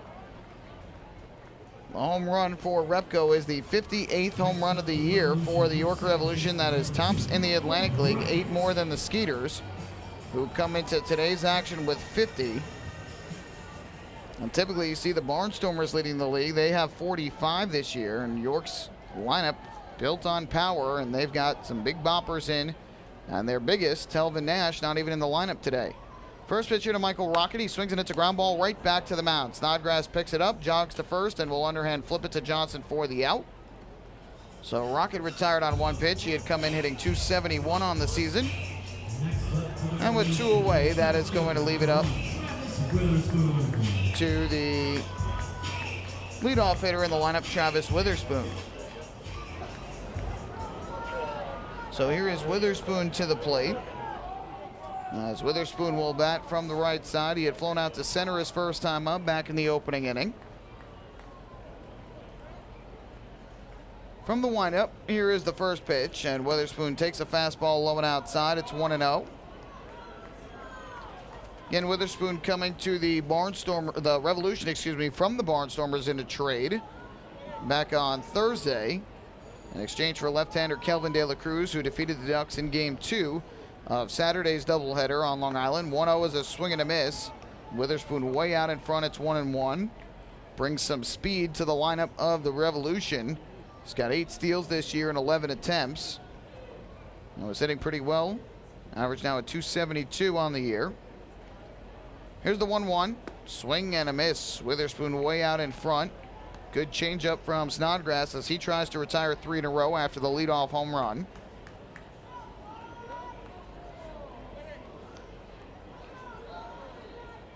Snodgrass steps back up onto the rubbers. He looks in for the sign. Gets the pitch he likes. And the 1-2 on the way is a called strike 3 over the inside corner. Got him with a 2-seam fastball. Second strikeout of the game for Snodgrass, and the side retired in the 3rd. Revolution get within a run on the leadoff solo home run by Jason Repko. Nothing further through 3 innings here in York, Pennsylvania. It's the Ducks 2 and the Revolution 1. Hey fans, this is infielder Cody Puckett, and you're listening to Ducks Baseball on the Ducks official YouTube channel, youtube.com/DucksBaseball. Few places on earth offer the charm and excitement of Fire Island. At Fire Island Ferries, located conveniently at 99 Maple Avenue in Bay Shore, they offer convenient travel to Fire Island 7 days a week. Fire Island is quickly becoming a top destination for families of all ages. Experience the informal, carefree communities, the dazzling night scene, enjoy fine dining, or climb to the top of one of the tallest lighthouses in the United States. But there's only one way to get there, by calling Fire Island Ferries at 631-665-3600 today. For fare and scheduling information, please visit fireislandferries.com. Hey Ducks fans, stay up to date with Long Island's hometown team by visiting Quack of the Bat, the official blog of the Long Island Ducks. Quack of the Bat will bring Ducks fans beyond the headlines with in-depth feature articles, breaking news stories, game previews, post-game wrap-ups, and so much more.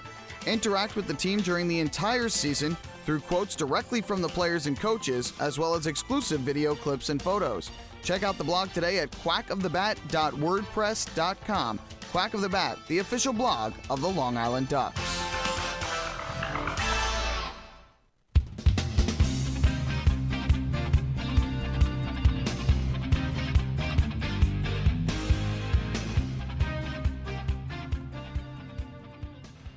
Back here at Peoples Bank Park as we head to the fourth inning, Long Island Ducks currently leading 2-1.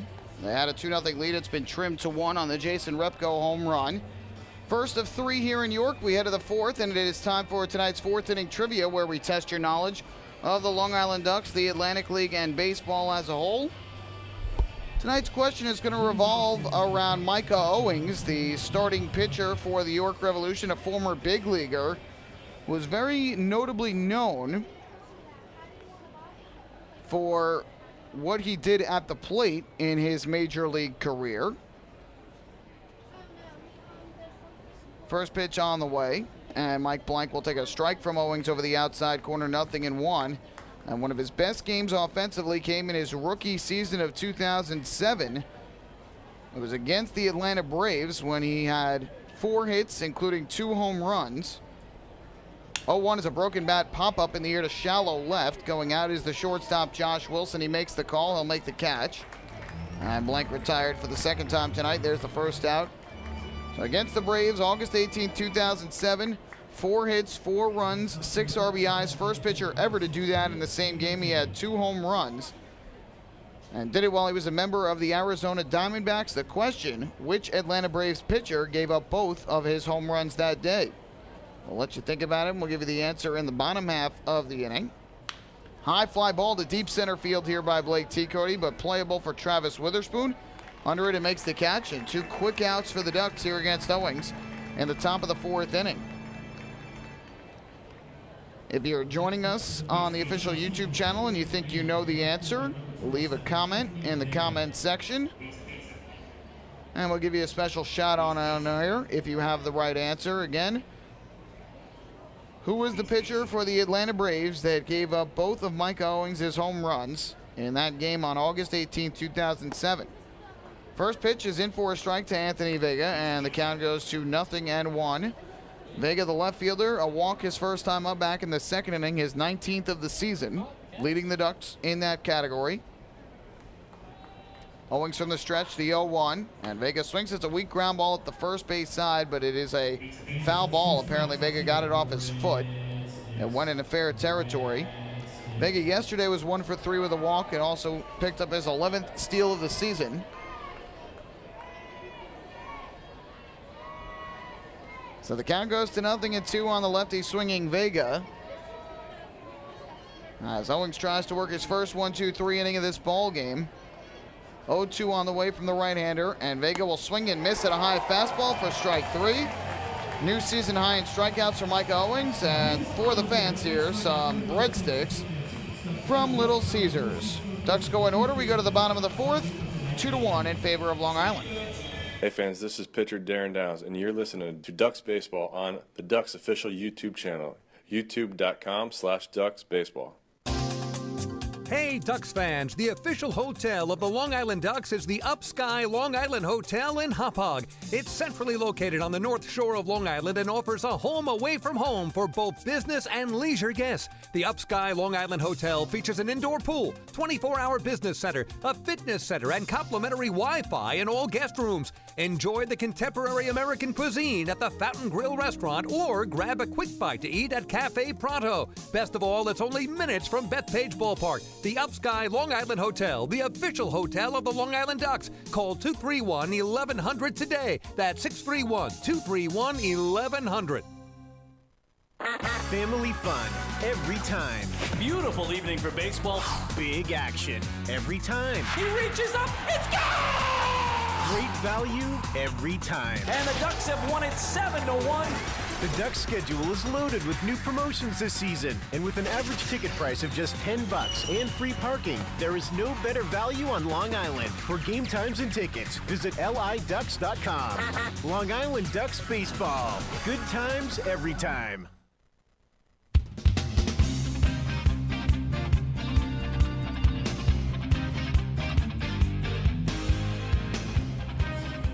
On to the bottom half of the fourth inning. The Ducks still in front 2-1. Normally here we'd give you the answer to the fourth inning trivia question, but considering that top half of the fourth inning was just 6 pitches long, we'll let you think about it for the rest of this half inning and give you the answer in the top half of the fifth inning. So again, if you have any thoughts on which Atlanta Braves pitcher it was who gave up both of Mike Owens' home runs when he was a member of the Arizona Diamondbacks on August 18, 2007.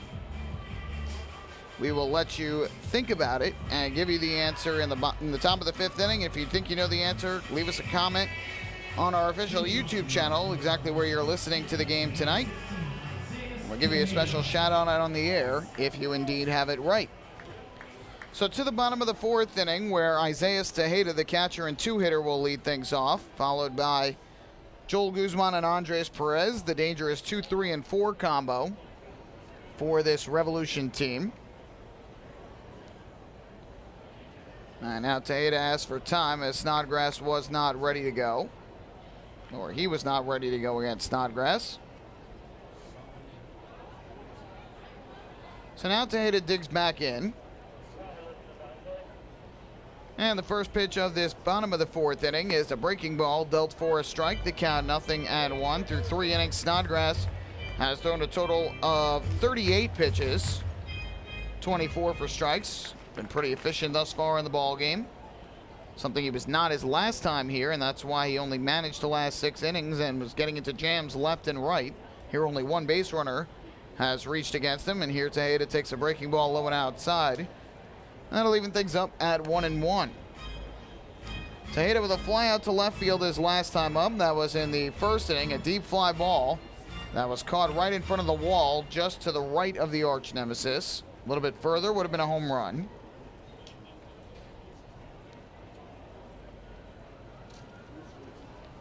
From this windup, the 1-1.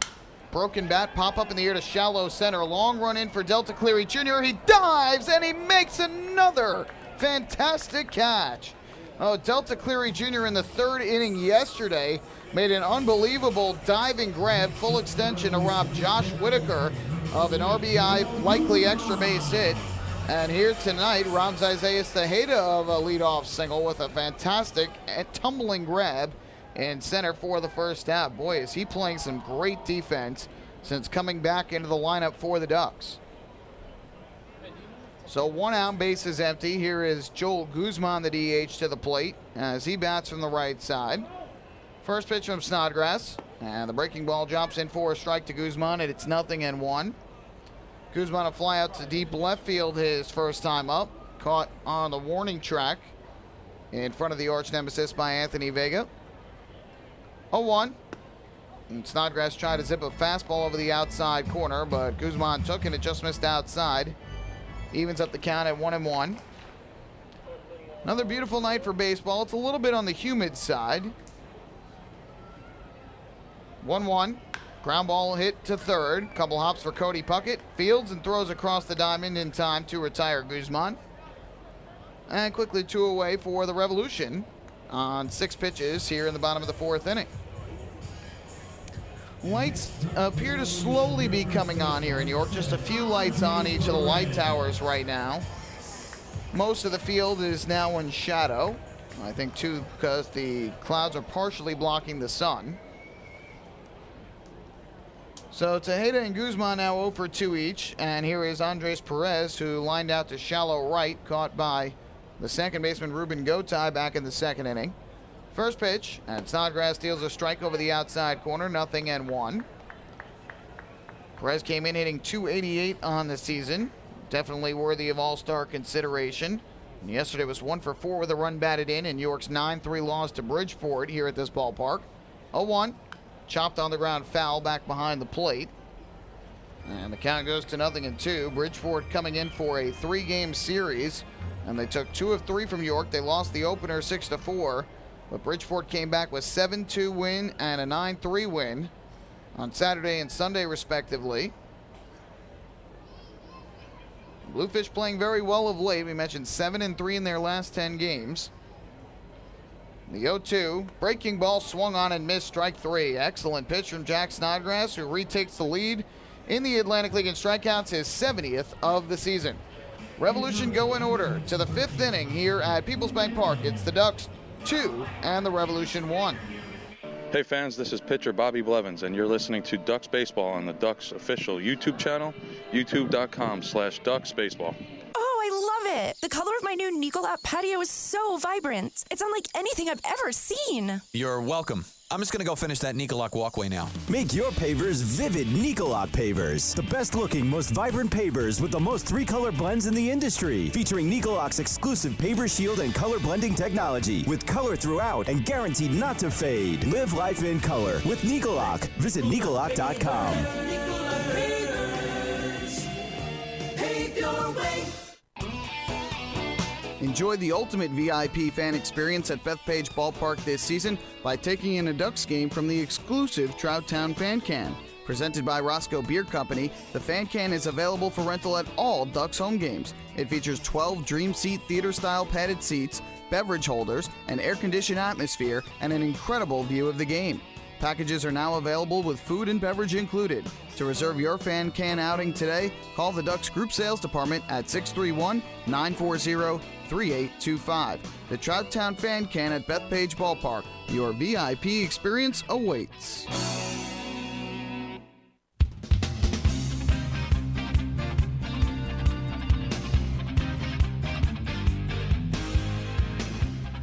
Fifth inning, Ducks 2, Revolution 1. Time for the answer to our 4th inning trivia, where we test your knowledge of the Long Island Ducks, the Atlantic League, and baseball as a whole. We gave you the question in the top half of the inning. In 2007, the rookie season in the big leagues for Micah Owings, August 18th, faced the Atlanta Braves and had a great day at the plate. 4 for 5, 2 homers, 4 runs, 6 RBIs. First pitch to Matt Wessinger is a strike on the outside corner.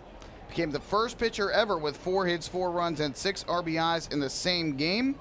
We wanted to know who he hit both of those home runs off of. 0-1, and Wessinger taking low, evens up the count. The answer was Buddy Carlisle of the Atlanta Braves, who was roughed up for 8 runs on 10 hits in 5 innings that night. Took the loss to fall to 7-5. Micah Owings picked up the win and went to 6-6. 1-1 is inside. Owings allowed 3 hits and 3 runs that day, but the 3 hits he allowed were all homers. Chipper Jones, Jeff Francoeur, and Andrew Jones all homering off of him, but still was able to get the win, striking out 7, and boy, did he have a big day at the plate. 2-1 is high and inside for a ball, and the count goes to 3-1, and boy, Micah Owings in his career, he was a pitcher. It did not fare so great as a pitcher. 32-33 in 6 years in the big leagues. 4.86 ERA in 138 games, 68 of which were starts. But he was a pretty good hitter offensively. 3-1, and that breaking ball is inside, ball 4. So Matt Wessinger draws a leadoff walk in the 5th, as Owings wanted a strike call there on a breaking ball that hit the inside corner, and it looks like the Revolution now are going to get some action going in their bullpen. I do see former Long Island Duck Scott Rice, who is walking around down there, so we'll see if he comes in. So the leadoff walk to Wessinger, and that is going to bring Phelan Lentini to the plate, batting from the right side. He has singled twice and scored twice in this game. Owings' first pitch, and Lentini takes a fastball low. As a hitter, Owings had a .283 career batting average, which is very good for a pitcher. And after the first pitch ball here, it looks like Paul Fletcher, the pitching coach for the Revolution, will come out and have a chat with the right-hander. 9 homers, 35 runs batted in his big league career. Scored 27 runs. Even had a couple of triples thrown in there. And his best season offensively was his rookie year when he hit .333. Yes, 20 hits and 60 at-bats as a rookie with 4 homers and 15 runs batted in. Won the Silver Slugger Award for the best offensive player at his position in the National League. Owings and Fletcher continuing the discussion, and now Fletcher will finally head back to the first base dugout with the count of 1-0 on Lentini. So Micah Owings was a starter and a reliever. Started his career as a starter and then eventually became a full-time reliever over the last 3 seasons he was in the big leagues, but known mostly for what he did at the plate. Here's the 1-0, and Lentini chops this one foul. Back behind home plate just off to the third base side. That'll even up the count at 1 ball and 1 strike. And despite being a good hitter, Owings has not hit this year with the Revolution. Everything he's had has been on the mound, and a throw over to first. Back safely there is Wessinger. And you wonder if Mike Owings will get a chance to hit it all. I'm sure he has taken batting practice at points. Pitchers oftentimes will throw a little BP at points during the year. 1-1 is low and inside to run the count to 2-1 on Lentini. For Owings, as we mentioned, this is his 4th start of the season. Has spent time as a reliever too, but this is his 4th start of the year, and first since June 4th against Lancaster. And that day suffered the loss. 2-1, ground ball foul, third base side by Lentini. Evens things up at 2-2. He allowed just 1 run on 3 innings of work, and did give up 3 walks while striking out 4, but left trailing 1-0. And the Barnstormers lost, or the Revolution lost that one of the Barnstormers 5-0. York has yet to win in any of his 3 starts. He has suffered the loss in 2 of them and a no decision in his first one back on May 1st against Sugarland. 2-2, and Lentini grounds this one to the left side, pounds to his left field, goes to second one, onto first, not in time. Lentini beat it out, so a 5-4 fielder's choice. Hit in 2 by the Ducks right fielder. He is now 2 for 3 in the game. Wessinger put out at second base. And there is the first out here in the top of the 5th inning.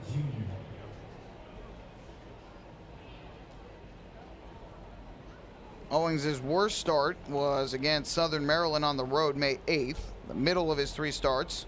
Coming into tonight, he allowed 6 hits over 3 innings, 3 runs all earned, and walked 2 while striking out 3, left trailing 3-1 in a 14-7 final score. Breaking ball here is in for a strike to Delta Cleary Jr., and the count goes to 0-1. 2 productive plate appearances for Cleary Jr. thus far tonight. A bunt single in the first inning and a sacrifice bunt in the third. Here a throw over to first to check on Lentini, who already has a stolen base tonight. His 17th of the season. 0-1. And that hits the outside corner. A good fastball from Owings. Again, he has not completed 5 innings yet this year. 4 2/3 is his longest appearance of the season. Here's the 0-2. The breaking ball misses down and in. Lentini had bluffed on the play. So now 1-2. And York does have action in their bullpen down the right field line. So we'll see if Owings is able to make it through this inning with 1 on and 1 out. And his pitch count has been rising. He had a very quick inning last inning, needing just 6 pitches. But he is already in 90 pitches for this game, 54 for strikes. Lentini bluffs again, and Cleary Jr. a late swing on a fastball, strike 3. 6th strikeout of the night for Micah Owings. There is the second out. And it looks as though the righty is going to stay in to face Ruben Gotay.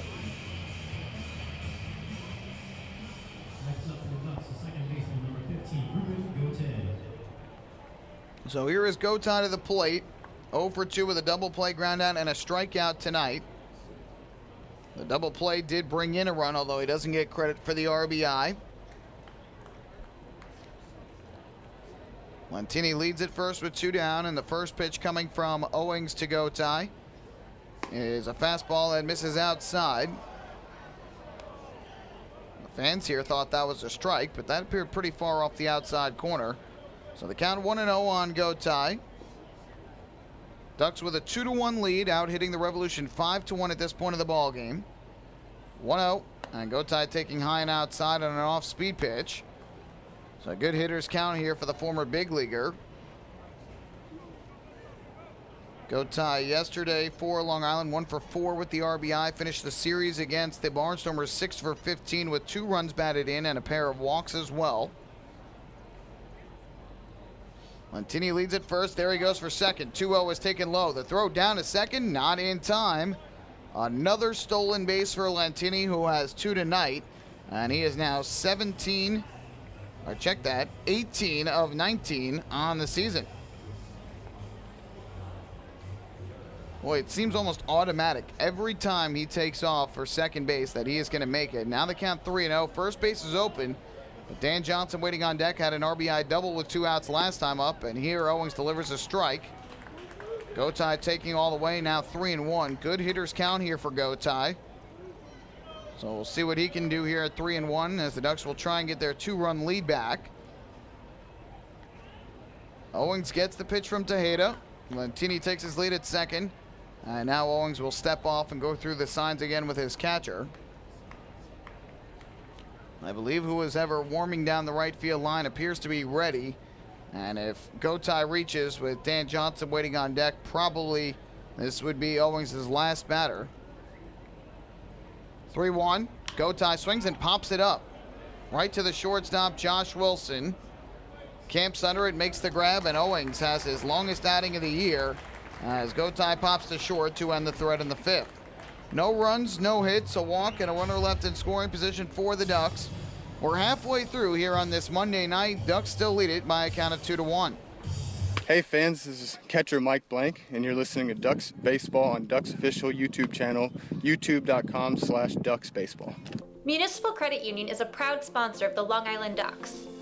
For 100 years, MCU has helped New Yorkers achieve their goals with competitive financial products and services. Meet your important or unexpected needs with an MCU personal loan. Whether it's the cost of moving, a family vacation, or even home repairs, an MCU personal loan is a simple solution. To learn more about how an MCU personal loan can work for you, visit nymcu.org today. MCU, celebrating 100 years of service.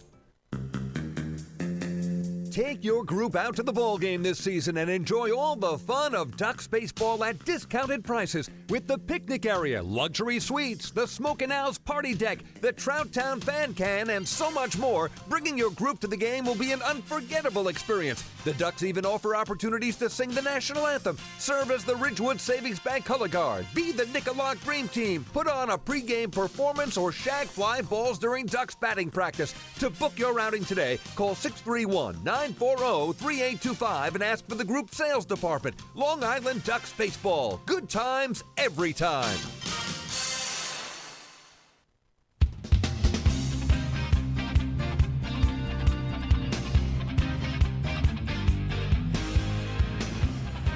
Ducks fans, don't forget to stop by the Waddle Inn shop on your next visit to Bethpage Ballpark, where exclusive hard-to-find Ducks memorabilia is now on sale.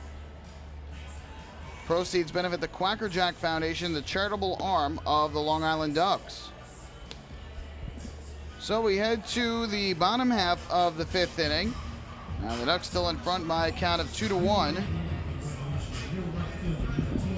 And for the Revolution here in the inning, looks like Michael Burgess is going to be the leadoff man, followed by Brian Pounds and Jason Repko, 5, 6, and 7 in the order for York as we go to the bottom half of the 5th, and the Ducks still lead 2-1. And Phelan Lentini at second base with 2 outs, but Ruben Gotay popping up to short on the 3-1 pitch, ending the inning. Jack Snodgrass back to the mound for his 5th inning of work, and the first pitch breaking ball is taken low and outside for ball 1. Get you caught up around the Atlantic League this inning, too. Taking a look at the out-of-town scoreboard and getting some score updates from several games, one of which is very important to the Ducks. Breaking ball here, misses outside, and that'll even up the count at 1-1. That is in New Britain, Connecticut, where the Bees currently have a 2-0 lead over the Patriots in the bottom half of inning number 5. 2-0. Burgess taking a fastball inside. Count goes to 3-0. Entering the day, again, the Patriots were in first place by 1 game over the Ducks. Bees, meanwhile, are hanging on to their lives desperately. They're 6.5 in back of Somerset, 5.5 behind Long Island, and time running out for them to make a first-half title push. 3-0. And that fastball just missed outside. So that is ball 4. That's the first walk Jack Snodgrass has issued, and only the second walk of the game issued by, or second base runner of the game issued by the left-hander. Kevin Byes did not agree with that call, making his voice heard from the dugout. So 1 on with nobody out, and up to the plate will step the third baseman Brian Pounds. In that game in New Britain, Patriots are sending Alexis Candelario, a new signing, out to the mound tonight. Cole Johnson, meanwhile, countering for the Bees. First pitch here to Brian Pounds is a fastball strike. Craig Maddox and John Griffin have the RBIs thus far for New Britain. And so again, a 2-0 game there. A win here for Long Island and a loss for Somerset would put them back tied for first in the Liberty Division. Now an 0-1. Snodgrass gets the sign. Kicks and fires from the stretch, and Pounds takes a breaking ball outside. Barnstormers playing a big game tonight in Bridgeport against a very hot Bluefish team. They're scoreless bottom half of the third inning. I'm sure they're keeping an eye on this score here, hoping that the Revolution are defeated by Long Island, with the Barnstormers 2.5 games back in the division. 1-1 misses inside for ball 2. Tanner Peters, the starter tonight for Lancaster. Mike Antonini going for Bridgeport. And right now, Bridgeport out hitting Lancaster 4-2, but still no score. Pounds a ground out to short his first time up. Snodgrass looking for the ground ball here with Burgess at first and nobody out. 2-1 to Pounds. Swing and a miss. Good changeup from the lefty. And Pounds way out in front. It's 2-2. In about 5 to 10 minutes, Skeeters and the Blue Crabs will get underway down in Texas. Darrell Thompson for Southern Maryland and Sean Gallagher for Sugar Land. And the Skeeters trying to keep their first half title hopes alive. They're 2 games in back of the first place Revolution. 2-2 on the way from Snodgrass. Pound swings and fouls one off to the first base side out of play. Keeps the count at 2-2. Locals in the big leagues are off. Yankees and Mets off tonight. Yankees just took a series up in Minnesota. Mets were just swept at home by Atlanta. And tomorrow night, Yankees will be at home to host Colorado. Ivan Nova for the Yankees, Chad Bettis for the Rockies. From the stretch, here comes another 2-2. Snodgrass deals to the plate, and Pounds takes a breaking ball up high for ball 3. For Bettis, he is 5-5, 5.63 ERA. Nova 5-4 with a 4.77 earned run average. See if Burgess gets the wheels moving at first. Does not have great speed. Here comes a 3-2 from Snodgrass to Pounds. Pitch on the way, runner does not go, and Pounds swings and lines one into center field. Going back, Delta Cleary Jr. has it lined up and makes the catch in straightaway center. Burgess has to retreat to first, and Pounds retired for the first out here in the bottom of the 5th inning. That'll bring up the left fielder, Jason Repko, who has accounted for the only hit and run of the game for York. A solo home run over the wall in left center, back leading off the 3rd inning. So Repko will step up to the plate from the right side as Snodgrass toes the rubber for Long Island. Gotay shaded up the middle. And the first pitch coming from Snodgrass. Kicks and delivers, and Repko takes this fastball inside. Mets, meanwhile, will open up a series against the defending world champion Kansas City Royals tomorrow night. It'll be a rematch of last year's World Series. Mets will go with Noah Syndergaard, 7-2 with a 1.91 ERA on the season. Ian Kennedy going for the Royals, 5-5 and a 4.17 ERA. 1-0. That breaking ball misses outside. That'll run the count to 2 balls and no strikes. Tomorrow will also be the big semifinal match for Team USA in Copa America, as they will take on the mighty Argentina squad featuring Leo Messi, the world's best soccer player. Arguably, of course. Repko with a count of 2-0, good hitters count. Snodgrass kicks and fires, and Repko will swing and line one hard but foul down the left field line. Dangerous pitch there from Snodgrass. He looked like he hung a breaking ball in the zone, and Repko put a good swing on it, but it was just a bit out in front. So now the count is 2-1. Obviously, Snodgrass again looking for the ground ball to try and turn 2. Ducks protecting a 2-1 lead in the bottom half of the 5th inning series opener from York, Pennsylvania.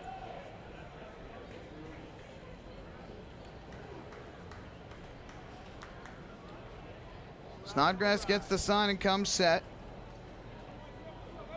And the 2-1 on the way. Repko takes a fastball that misses inside. So the left-hander now behind it, 3-1. Again, a good hitter's count. And we saw what Repko did back in the 3rd inning leading off. Snodgrass will have to be careful here at 3-1. A walk would put 2 on for the shortstop, Josh Wilson. Burgess leads at first. And the 3-1 pitch. Swing, a half swing and a miss. That'll run the count full at 3-2. I think it would have been a strike called anyway, but Repko went around on the halfway. It was pretty obvious that he went around anyway. So now the count full at 3-2. Again, I don't think Burgess would be going on the pitch as he does not have great speed. Snodgrass is ready to go. Infielders are ready. Payoff pitch to Repko. Swung and grounded towards third, foul. Goes past James Lomangino in the bullpen and does not go past by far, so he's able to get the baseball and bring it back towards the bullpen. So we'll have another 3-2 pitch coming up from Snodgrass to Repko. Right now, Snodgrass has thrown a total of 64 pitches in this game, 38 for strikes. Obviously, he'd like his strike percentage to be higher, but has been fairly economical in this game. 3-2 this time the runner goes, and Repko hits a ground ball to third. That keeps them out of the double play. The throw over from Puckett is in time for the out. So Repko retired on the ground out to third. Burgess going on the pitch allows him to stay on base. It's likely that would have been at least a fielder's choice with the out at second had the runner not been going, potentially a double play. And with 2 away, that is going to leave it up to the shortstop and 8-hitter Josh Wilson for York.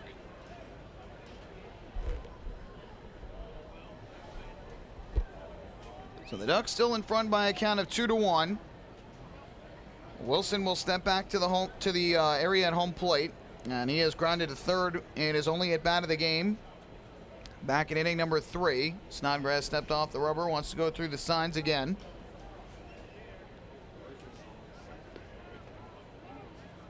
Left-hander is ready, and his first pitch coming up to Wilson. Snodgrass kicks and fires. Wilson takes a fastball down in the dirt. Good block at home plate by Mike Blank. So that'll run the count to 1-0. Wilson entering the day at .268 on the season for the York Revolution. Yesterday did not play, got the day off in the series finale against Bridgeport. Had gone 3 for 7 with 2 doubles and a run scored in the series.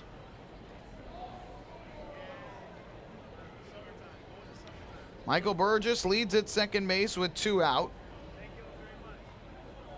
The 1-0 on the way. And Wilson swings and pops it up. Foul behind the plate. Blank sheds the mask, chases back towards the screen and makes the catch on the warning track right in front of the screen for the final out of the inning. Nice grab made by Blank for the final out. No runs, no hits, a walk and a runner left on base. 5 complete here at Peoples Bank Park. The Ducks still in front, 2-1. Hey fans, this is relief pitcher Bruce Kern, and you're listening to Ducks Baseball on the Ducks official YouTube channel, youtube.com/DucksBaseball. Hey, PSEG Long Island customers. Want to learn how to save on your electric bill? Here's one way. You can save up to $100 each year by simply replacing 10 incandescent bulbs with CFL or LED bulbs. Want to save even more? Take our online home energy survey. It's free. It takes just 10 minutes to complete, and it may save you hundreds more. Find out about our energy efficiency programs at www.pseggliny.com/save money. M&V Limousines is the official bus company of the Long Island Ducks. Family owned and operated, they've been in the business for over 23 years. M&V Limousines offers coach buses with Wi-Fi and restrooms, party buses, exotic limousines, and so much more. Whether you're looking for transportation for weddings, proms, corporate outings, or long-distance trips, they've got the right vehicle for you. Visit their showroom in Comac or check them out online at mvlimo.com. M&V Limousines, the official bus company of the Long Island Ducks.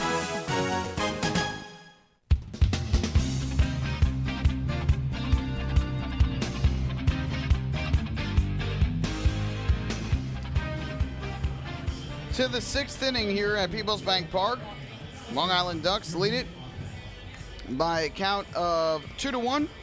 And Ducks fans follow all season long as the Long Island Ducks try and meet the Chappie's Home Run Challenge. If the Ducks hit 100 home runs, then Chappie's Funeral Homes will donate $5,000 to the Quacker Jack Foundation Chappie's Funeral Homes, where caring for others is our family tradition. Well, the night is over for Micah Owings, the starter, who is in line for the loss unless the Revolution can come back to tie it. And in is former Long Island Duck pitcher Scott Rice, who had pitched with Long Island back in 2008, eventually made it up to the major leagues with the New York Mets.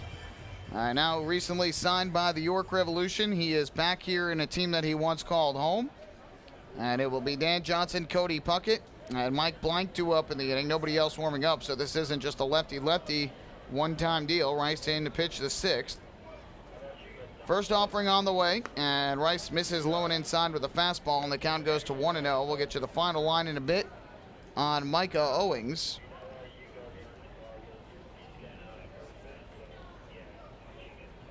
Rice gets the sign. And the 1-0 on the way to Johnson. Is swung and grounded foul first base side. So that will run the count even at 1-1 on Johnson, who has an RBI double and a strikeout in his 2 at-bats. Came up with a big 2-out RBI double in the 3rd. That scored Lentini from third base. Made it a 2-0 game at the time. Now 2-1. 1-1. Swing and a miss. Good fastball down in the zone from Rice. And Johnson cut through it, and the count goes to 1-2. Rice was signed by the Revolution on June the 10th, right after the Ducks had left town after that 3-game series, June 7th through the 9th. So this is their first look at him. The 1-2 pitch. Swing and a miss. Strike 3. Blew the fastball by him. So there's the second time Johnson has struck out in this game. Rice's first strikeout. And there's one away. Rice has made 3 appearances thus far. It has not gone well. He has allowed 4 runs, 3 earned in an inning and 2/3 of work. 4 hits, 3 walks, 3 strikeouts. Well, look good on that strikeout. And with 1 away, that is going to bring up Cody Puckett. First pitch here is taken on the outside corner for a called strike, and the count 0-1. Rice was a former Long Island Duck. Pitched with Long Island, as we mentioned, back in 2008. Was 2-2 that year with a 15.68 ERA in 7 games out of the bullpen. 0-1, ground ball to the left side. The shortstop, Josh Wilson, fields on the backhand, throws across the first in time.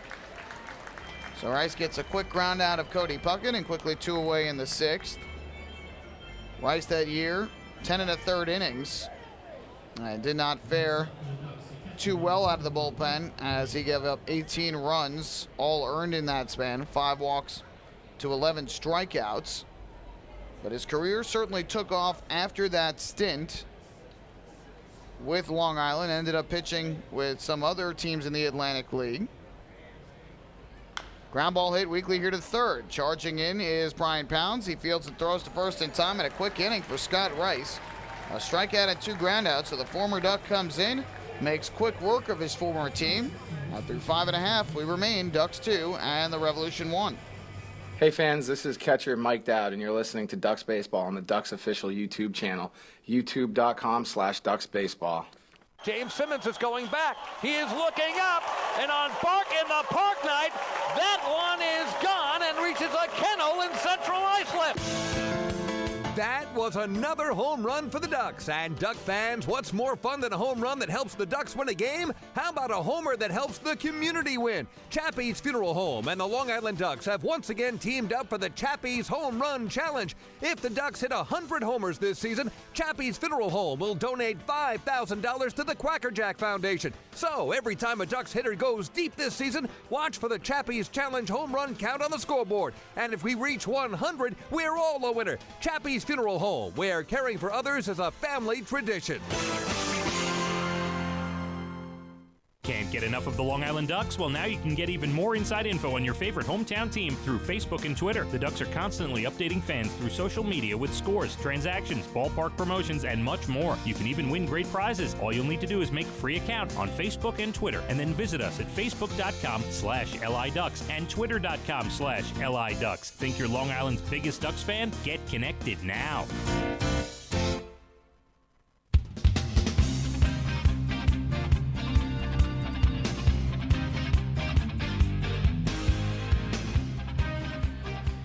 To the bottom of the 6th inning, as the Revolution currently trail 2-1 against the Long Island Ducks here in the opener of this 3-game series. These two teams will play 2 more against each other here in York in the first half of the season. They will play tomorrow night and Thursday night at 6:30. Ducks will then head to Bridgeport for a 4-game weekend set as the Ferry Cup Series resumes.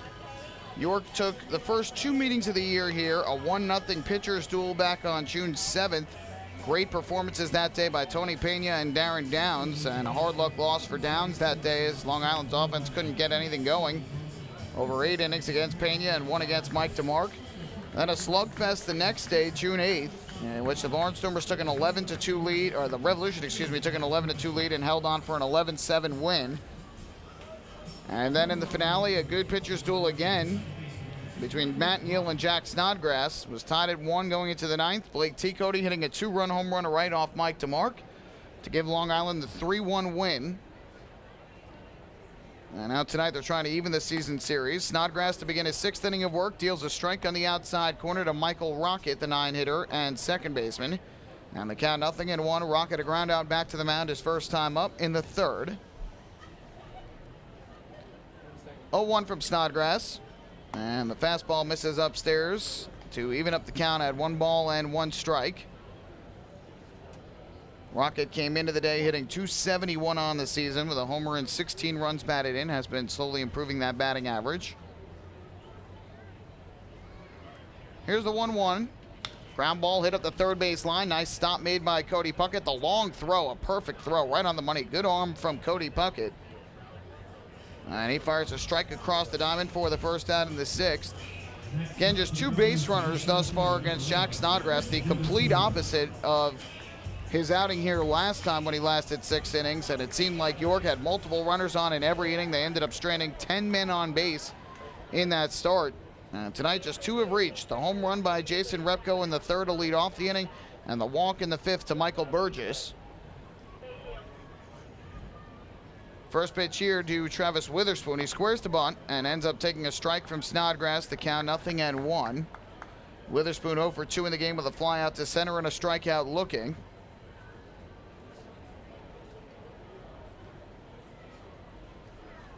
Puckett playing fairly inside at 3rd. Johnson the same at 1st in case Witherspoon tries to lay down the bunt. Here's the 0-1, does not square, and he fouls one off deep down the right field line up onto the Mezzogiorno Picnic Pavilion. The count 0-2. Mezzogiorno, a Mediterranean cuisine of a restaurant sort of that is in the York Central Market House. Open a few days a week here in York, Pennsylvania. Always a fun spot for both Revolution players and visiting players to go and shop around and get some lunch. 0-2. The fastball misses high and away. Lots of local vendors selling food and other merchandise that they craft themselves.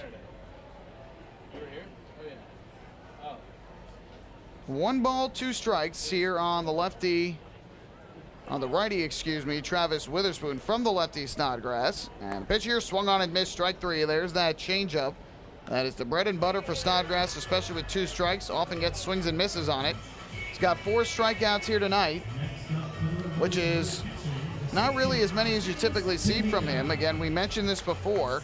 Snodgrass coming in with 5 consecutive quality starts since that rough outing in Sugarland on May 17th. Has gone 6 innings in each, has not allowed more than 3 runs or 2 earned runs in any of them, and has struck out at least 5 in each.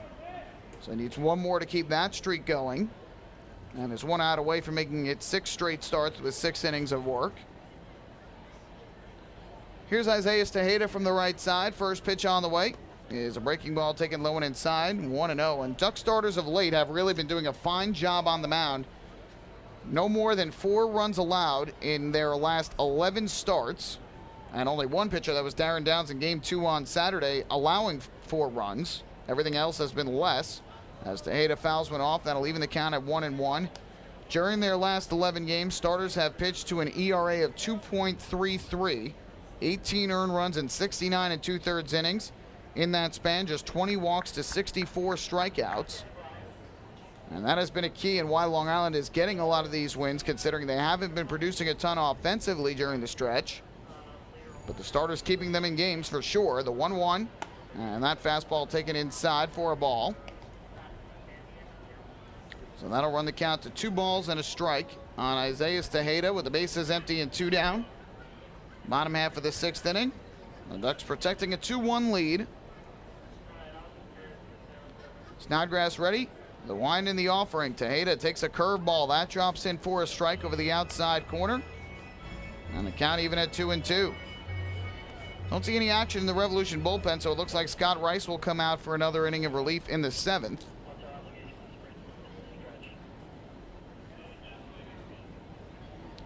Cody Puckett playing fairly close to the line at third. Johnson further off the bag at first with the righty hitter up. And Gotay shaded up the middle a bit.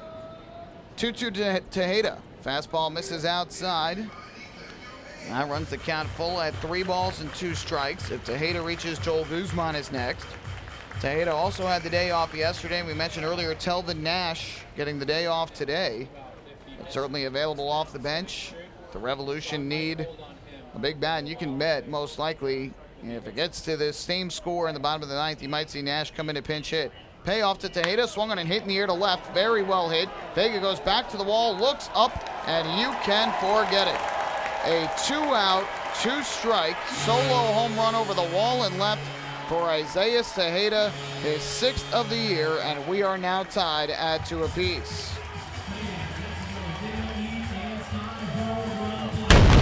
Cannon goes off as Tejeda touches home plate. Definitely what you don't want to do there. At 3-2, Snodgrass hung a breaking ball out over the plate. And off the bat, it looked like it had the distance for a home run. The question was if it was high enough, because it looked like it was heading towards the right side of the arch nemesis, but it went to the right of that wall and out of the ballpark. So Tejeda's home run, the 2nd given up by Snodgrass today, and now a tie ball game. First pitch to Joel Guzman, tapped weakly up the 3rd base line. Puckett charges in, bare hands, throws to first in time. Nice play by Cody Puckett for the final out of the 6th inning. But with 2 strikes, Isaiah Tejeda clearing the wall in left center for his 6th home run of the year. The 2-out blast has tied up this ball game at 2 after 6 innings of play here in York. Hey fans, this is pitcher Jack Snodgrass, and you're listening to Ducks Baseball on the Ducks official YouTube channel, youtube.com/DucksBaseball. Long Island's Ford Giant is bigger and better than ever. Sayville Ford celebrating the grand opening of their new state-of-the-art showroom featuring enclosed service drives, luxurious customer lounge, and a larger selection to choose from. Get giant savings on hundreds of new and used vehicles in stock. Sayville Ford's grand opening celebration is going on now. Visit SayvilleFord.com or download the Sayville Ford app today to learn more about Sayville Ford's grand opening savings. Call 631-589-4800 today. Have your birthday at the ballpark this season and celebrate with the Flock. Kona Ice birthday party packages with the Long Island Ducks are now available. Each package includes 10 box seats, a commemorative birthday t-shirt and autographed baseball, a pizza and Kona Ice party in the Hebrew National Picnic area, and so much more. Best of all, the birthday child will stand on the dugout while the entire crowd sings happy birthday. Reserve your party today by calling the group sales department at 631-940-3825. Kona Ice birthday parties with the Long Island Ducks, a once-in-a-lifetime experience.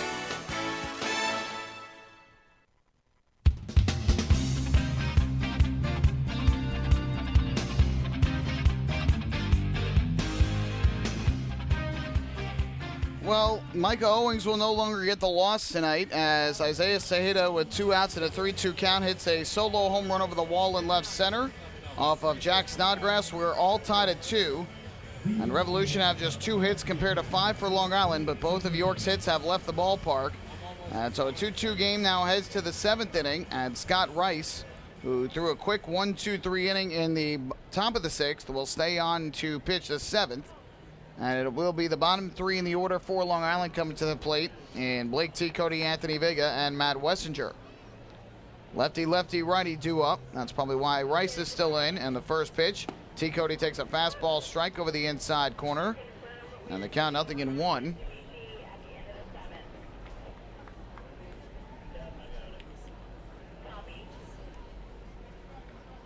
Rice comes set. And the 0-1 on the way. T. Cody takes a fastball inside. It's 1-1. T. Cody 0 for 2 with a ground out to first and a fly out to center among his 2 at-bats today. Third baseman Brian Pounce playing well off the bag. Rice set at the belt. Looks into home plate. And the 1-1 on the way. Up and inside. And did it hit him? Yes, it did. It looked like it caught T. Cody on the arm. So Blake T. Cody reaches. First time this year he has been hit by a pitch. And the Ducks have the leadoff man on here in the 7th inning. 5th time in 7 innings that Long Island has had the leadoff man on in this game.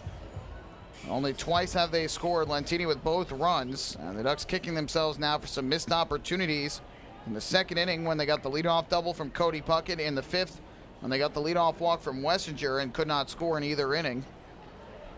So now here's Anthony Vega. Let's see if he tries to move T. Cody over to second base here in the 7th inning of a 2-2 game. Third baseman Pounds playing in on the infield grass. Rice comes set, first pitch, Vega squares, and he bunts it up the first baseline foul. So the count 0-1. We were talking about earlier, Scott Rice, after his struggles with the Ducks in 2008, went on to pitch with Newark 9 games in 2009 and struggled a little bit there as well, but pitched very well with York in 2011, had a 2.45 ERA that season in 15 games, ended up getting a contract from the Los Angeles Dodgers. Pitched there in 2012 and in 2011. 0-1, Vega squares, bunts it back toward the mound. Rice off the rubber fields. He's going to go to second. A perfect throw right on the money. And the bunt unsuccessful for Anthony Vega. So Long Island trying to play small ball and sacrifice the runner to second base. But Vega bunted it too hard back to the mound, and Scott Rice got the baseball, made a perfect throw to the shortstop Wilson for the out. So T. Cody is retired at second base. And Vega's on what will be ruled a fielder's choice. So now 1 on with 1 out. And here's Matt Wessinger to the plate.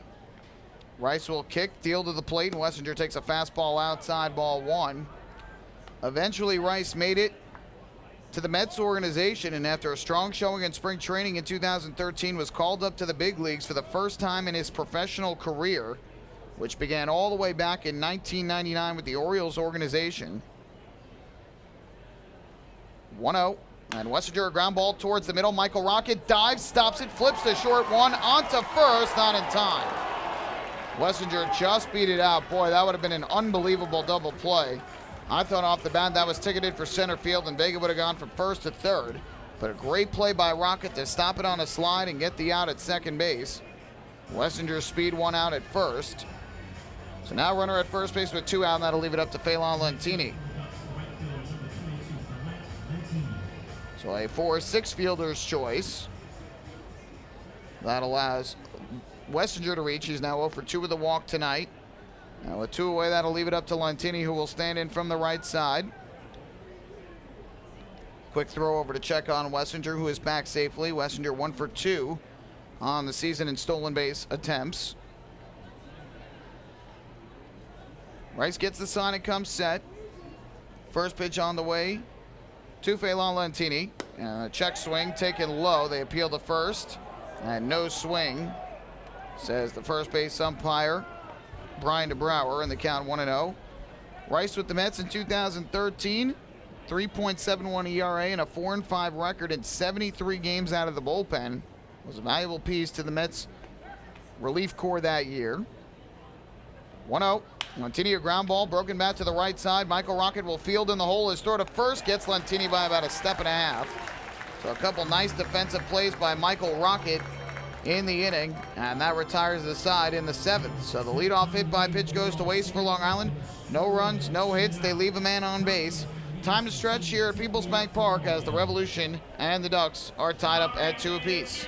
Hey fans, this is pitcher Nick Struck, and you're listening to Ducks Baseball on the Ducks official YouTube channel, youtube.com/DucksBaseball. Hey, Ducks fans, the official hotel of the Long Island Ducks is the Upsky Long Island Hotel in Hauppauge. It's centrally located on the north shore of Long Island and offers a home away from home for both business and leisure guests. The Upsky Long Island Hotel features an indoor pool, 24-hour business center, a fitness center, and complimentary Wi-Fi in all guest rooms. Enjoy the contemporary American cuisine at the Fountain Grill restaurant or grab a quick bite to eat at Cafe Pronto. Best of all, it's only minutes from Bethpage Ballpark. The Upsky Long Island Hotel, the official hotel of the Long Island Ducks. Call 231-1100 today. That's 631-231-1100. Family fun every time. Beautiful evening for baseball. Big action every time. He reaches up, it's gone! Great value every time. And the Ducks have won it 7-1. The Ducks schedule is loaded with new promotions this season, and with an average ticket price of just $10 and free parking, there is no better value on Long Island. For game times and tickets, visit liducks.com. Long Island Ducks Baseball. Good times every time.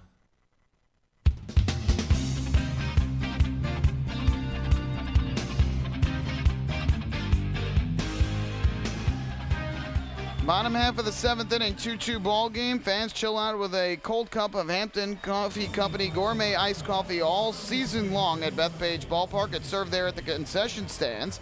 Hampton Coffee is the preferred coffee of the Long Island Ducks. You can visit HamptonCoffeeCompany.com or check out their cafes in the Hamptons. Well, Jack Snodgrass, who has yet to pitch more than 6 innings in a game this year, back out for the 7th inning. And he is set to face for the Revolution their 4, 5, and 6 hitters. It'll be Andres Perez, Michael Burgess, and Brian Pounds to the plate. So Snodgrass will look to give the Ducks at least 7 innings tonight. Scott Rice, meanwhile, throwing back-to-back scoreless innings. Throwing just 16 pitches combined in the 2 innings. And the first pitch here misses inside for ball 1 to Perez. Just 2 hits for the Revolution tonight. Both of them have left the yard or left center, though, and that is why we're tied at 2. Snodgrass, meanwhile, is currently at 82 pitches, 49 for strikes, so has been very efficient here tonight. The 1-0, and Perez takes a changeup on the outside corner to even the count at 1-1. There is no action right now for the Ducks in their bullpen, so this game in the hand of Snodgrass. Now, the Ducks certainly looking for length out of him today to give the bullpen some rest. It was used quite a bit over the weekend with the 4 games in 3 days. 1-1, and the breaking ball misses outside. 2-1, of course, one of the game's 2 went extra innings. Game 1 of the doubleheader on Saturday, which was a 7-inning game, ended up going 10. Now it'll be a 2-1. Snodgrass out of the windup, deals to the plate, and Perez takes a breaking ball low and inside. So Snodgrass behind at 3-1 on Perez. Burgess and Pounds will follow. The 3 due up in the inning combined are 0 for 5 with a walk in this game. The walk to Burgess back in the 5th, the only walk given up by Snodgrass thus far. The 3-1 on the way from the left-hander. He's swinging and grounded up the third baseline, foul into the Ducks bullpen. So that'll run the count full at 3 balls and 2 strikes. Revolution had some action last inning in their bullpen. It appears that it is stopped for now. Might kick back up again after the first out of the inning. So the payoff pitch coming. Snodgrass gets the sign. Kicks and fires to the plate, and Perez will take a breaking ball high and outside, ball 4. So for the second straight inning, the leadoff man, or check that, second time in the last 3 innings, the leadoff man gets on via the walk. Second walk issued by Snodgrass. And that'll bring up Michael Burgess.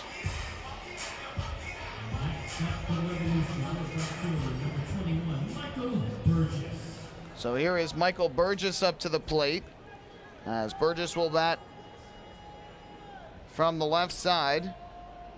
0 for 1 with a strikeout and a walk here tonight. First pitch on the way from the lefty, and Burgess swings, pops it up a mile high in the air, back behind the plate. Blank sheds the mask. Near the Revolution 10th anniversary logo, he'll make the catch. So on one pitch, Michael Burgess is retired in the lefty-lefty matchup. With a 1 out, that'll bring up the third baseman, Brian Pounds. So a big first out there for Jack Snodgrass.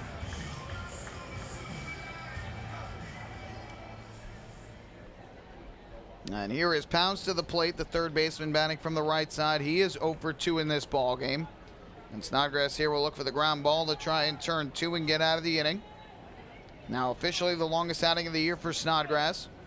First pitch, and the fastball misses outside for ball 1.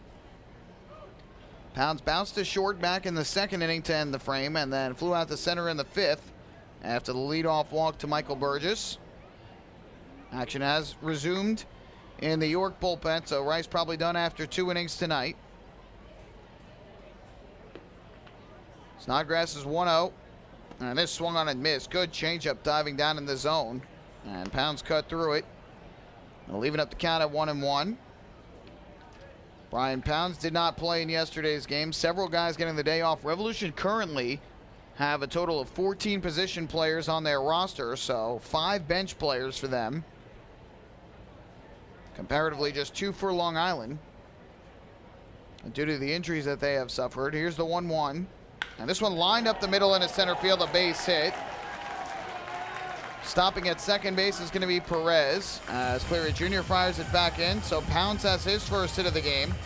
And the Revolution have their first hit that hasn't been a home run. And York threatening to take their first lead of the night. They've got runners at first and second with 1 out. And that will bring up the righty swinging Jason Repko.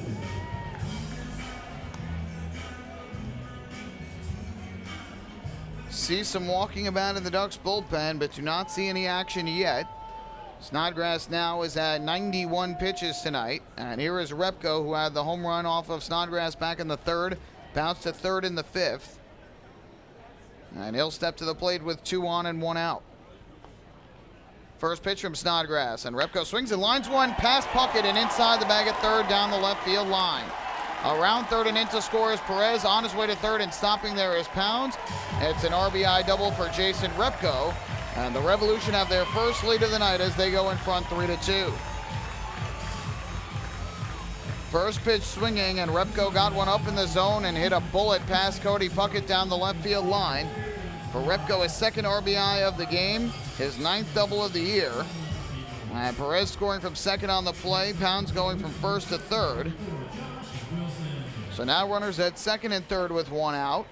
And that is going to bring up Josh Wilson, the shortstop and 8-hitter. A walk and 2 hits in the inning for York have given them their first lead. And a chance to extend it now with 2 in scoring position and 1 out. The entire infield is drawn in. First pitch. Hammered foul down the left field line. And the count is 0-1. So Snodgrass again, we have yet to see him go longer than 6 innings this year before today. He's now gone 6 1/3. But it's getting to the point where you can tell he is starting to get a little fatigued and leaving some balls up in the zone to these Revolution hitters. Not as accurate with his pitches. The 0-1 to Wilson, and he takes inside, nearly caught him on the leg. And instead the count even up at 1-1. Still no action in the Ducks bullpen. Couple guys standing, but nobody throwing yet.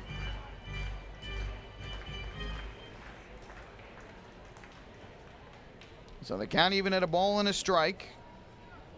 With Pounds leading at 3rd, Repko at 2nd with 1 out. Repko with the better speed of the 2. A 1-1 on the way from Snodgrass, and Wilson takes a fastball here, missing low and inside. Snodgrass behind at 2-1. Ducks still out hitting York by 1, 5-4. But now trailing by 1 on the scoreboard after having built a 2-0 lead through the top of the third inning. Snodgrass comes set. The 2-1 on the way. Wilson swings and it's a high fly ball to left center and well hit. Back is Delta Cleary Jr. It looks like he'll have room. He does and makes the catch. Tagging from third is Pounds. He will score. Repko moves up to third base. It's a sac fly and an RBI from Josh Wilson. And York's lead is now 2 at 4-2. So York getting the productive outs that Long Island could not earlier in the game. And that extends their lead to 2. RBI number 13 on the year for Wilson as he picks up his third sacrifice fly. And Snodgrass will have to find a way to get Rocket out here and not let the runner from third score. Otherwise, it would end the streak of 11 straight starts in which Long Island starters have allowed 4 runs or less. First pitch on the way, and this is lined in a left field base hit, so that streak's going to come to an end. Scoring from third is Rocket, from third is Repko, a 2-out RBI single from Rocket, and it's now 5-2 in favor of the Revolution. A terrific start from Snodgrass until this inning, and Kevin Baez wanting to get a 7th inning out of his starter, whose pitch count was around 80 to start the inning, but he has allowed 3 hits and a walk in this inning. 3 runs have scored.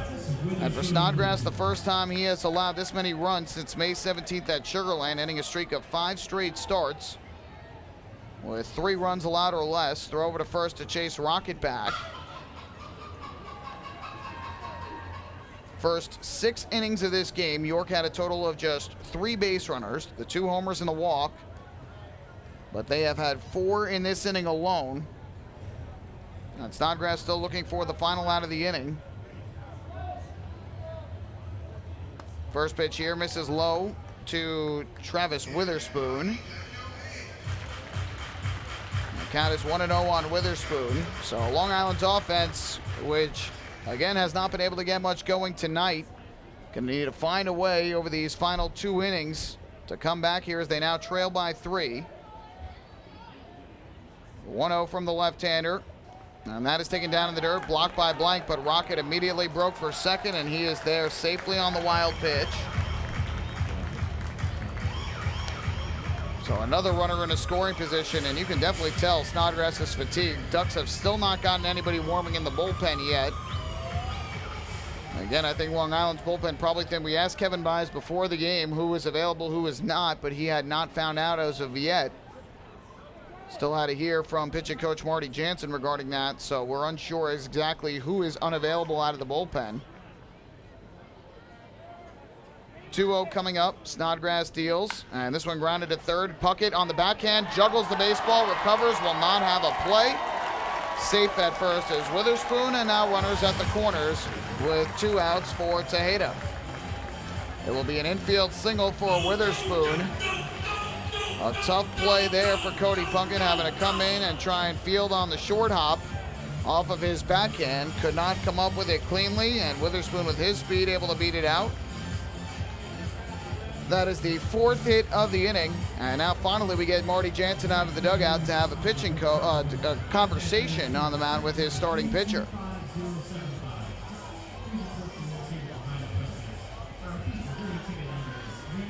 Seven batters in the inning have come to the plate for York. And now Long Island has got somebody throwing down the left field line. A leadoff walk, and that usually never spells anything good, especially late in games for starters who are starting to get towards the end. And after a foul pop-up by Burgess, a single, an RBI double, a sac fly, an RBI single, a wild pitch, and an infield single. Add it all up, and there's 3 runs on 4 hits and a walk in the inning.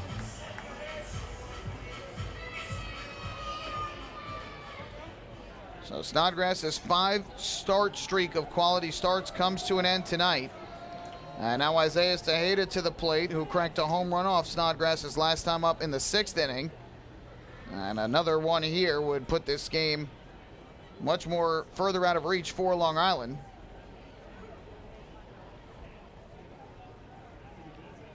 First pitch from Snodgrass on the way. Tejeda takes downstairs for ball one. Snodgrass is now at 101 pitches on the night after starting this inning with, I believe it was 81, if my memory serves correct.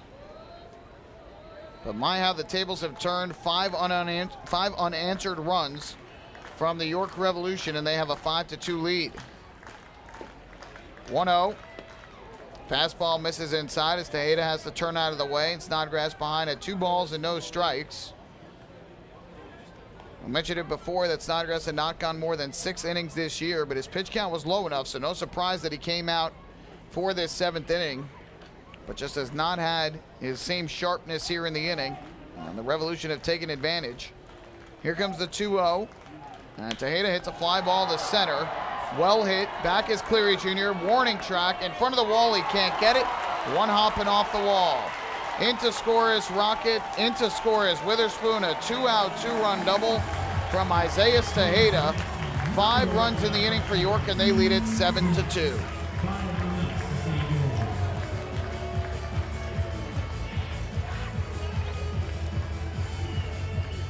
So for Tejeda, his 2nd extra base hit of the night, his 15th double of the year. RBIs 21 and 22. I checked that, 22 and 23. Witherspoon scoring and Rocket scoring, and out of the dugout comes Kevin Baez. That is going to be all for Jack Snodgrass tonight. A terrific first 6 innings, allowing just 2 runs on a pair of homers. But a rocky 7th inning has ruined the night for Snodgrass. Ducks now trail by 5. We will take a break and come back with a pitching change here at Peoples Bank Park. Hi, this is Bud Harrelson, and you're listening to Ducks Baseball on the Ducks official YouTube channel, youtube.com/DucksBaseball. Northwell Health Southside Hospital in Bayshore is the healthcare heart of our community. We provide outstanding healthcare right here at home with centers of excellence in cardiology, orthopedics, neurosciences, women's health services, and much more. Experience counts, and Northwell Health Southside Hospital has been around for nearly a century of care. For more information, please call 631-968-3000 or visit us on the web at northwell.edu. Few places on Earth offer the charm and excitement of Fire Island. At Fire Island Ferries, located conveniently at 99 Maple Avenue in Bayshore, they offer convenient travel to Fire Island 7 days a week. Fire Island is quickly becoming a top destination for families of all ages. Experience the informal, carefree communities, the dazzling night scene, enjoy fine dining, or climb to the top of one of the tallest lighthouses in the United States. But there's only one way to get there, by calling Fire Island Ferries at 631-665-3600 today. For fare and scheduling information, please visit fireislandferries.com.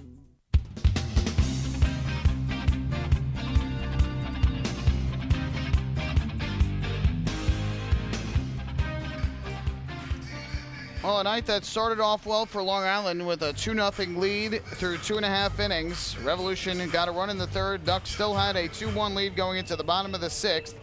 But a 2-out, 2-strike home run by Isaiah Tejeda tied up the game. And here in the 7th, the Revolution have now batted around, and they have scored 5 runs off of Jack Snodgrass to take a 7-2 lead. Snodgrass's night is done, as Kevin Baez was trying to get 7 innings out of him. He could not complete this 7th inning. James Lomagino has come out of the bullpen for Long Island, and he will face the 9th hitter of the inning for York, Joel Guzman, trying to stop the bleeding for the Ducks in this inning. First pitch on the way, and a breaking ball is taken for a called strike, 0-1. The run-producing hits in the inning, a double from Jason Repko, and a single from Michael Rocket, a 2-run double from Isaiah Tejeda, throw in a sac fly from Josh Wilson. And that adds up to the 5 runs. 0-1. That's down and away. Skips past the catcher Blank. And off to 3rd on the wild pitch will be Isaiah Tejeda. Snodgrass still responsible for Tejeda. And if Tejeda ends up finding his way in, it would be the 2nd time this year that Snodgrass has allowed 8 runs. And it's very tough because Snodgrass was pitching very well up until this inning. He made a couple mistakes. Both were hit for home runs. But aside from that, was doing really well.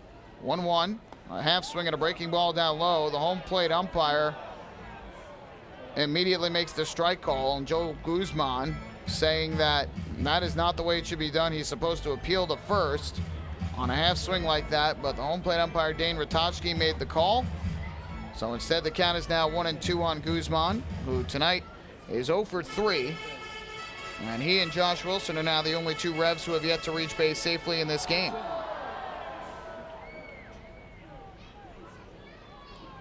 So it'll be a 1-ball, 2-strike pitch coming up from Lomangino. Righty kicks and fires, and Guzman a swing and a miss. Strike 3, chasing the ball down in the dirt. Blank will pick it up and apply the tag. And that will put an end to the inning, but not before the Revolution take their first lead of the day. 5 runs in the inning on a total of 5 hits.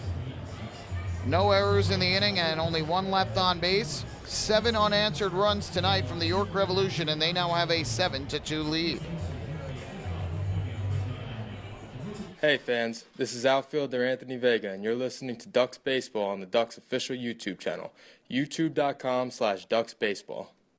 Few places on earth offer the charm and excitement of Fire Island. At Fire Island Ferries, located conveniently at 99 Maple Avenue in Bay Shore, they offer convenient travel to Fire Island 7 days a week.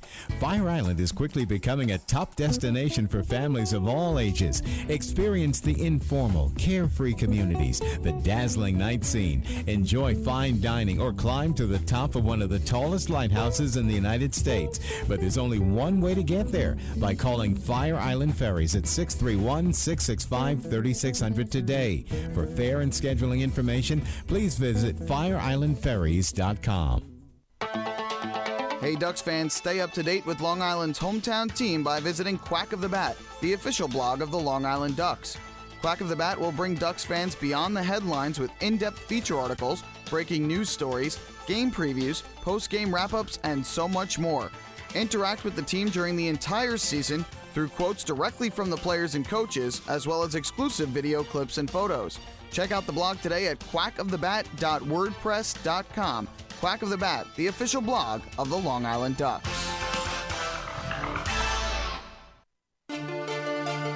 Northwell Health Southside Hospital in Bayshore is the healthcare heart of our community. We provide outstanding healthcare right here at home with centers of excellence in cardiology, orthopedics, neurosciences, women's health services, and much more. Experience counts, and Northwell Health Southside Hospital has been around for nearly a century of care. For more information, please call 631-968-3000 or visit us on the web at northwell.edu. Family fun every time. Beautiful evening for baseball. Big action every time. He reaches up, it's gone! Great value every time. And the Ducks have won it 7-1. The Ducks schedule is loaded with new promotions this season, and with an average ticket price of just $10 and free parking, there is no better value on Long Island. For game times and tickets, visit liducks.com. Long Island Ducks Baseball. Good times every time.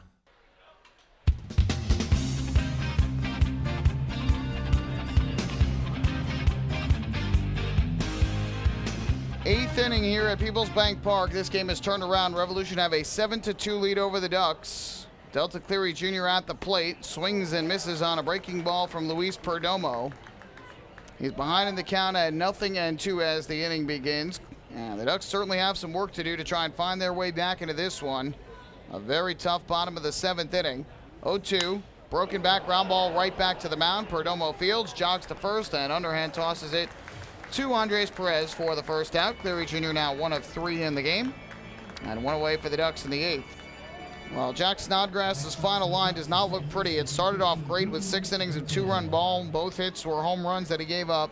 Just 1 walk and 4 strikeouts in that span, but ultimately his final line reads 6 2/3 innings, 7 hits, 7 runs, all of which are earned. 2 walks, 4 strikeouts. He gave up 2 homers and threw a wild pitch. 103 pitches total, 60 for strikes, and just seemed to run out of gas in that final inning. First pitch from Perdomo to Gotay is popped a mile high in the air. Right side of the infield, the second baseman Michael Rocket making the catch. 4 pitches from Perdomo and 2 quick outs for the Ducks. who have not picked up a hit since all the way back in the third inning. They got 5 hits over the first 3 innings of the game and had a 2-0 lead. And since that point, the Ducks have had a walk and a hit by pitch, and that has been it offensively. And Long Island's offense, which has been struggling of late, having another tough go of it here tonight. And that looms large after now the Revolution have stormed back for 7 unanswered runs. Ducks come into the game .265 batting average in their last 10 games, which isn't great, but is not all that bad, but .235 in the last 5. And that has been where the struggles have come. Dan Johnson to the plate, takes strike 1. And the 0-1 here is hit high in the air to center, fairly well hit. Back is Travis Witherspoon, and in straightaway center, he'll make the catch in front of the warning track. I believe that was about 6 pitches thrown by Luis Perdomo, and the Ducks quickly go down 1-2-3. We head to the bottom of the 8th inning, 7-2 York. Hey fans, this is infielder Sean Burrows, and you're listening to Ducks Baseball on the Ducks official YouTube channel, youtube.com/DucksBaseball.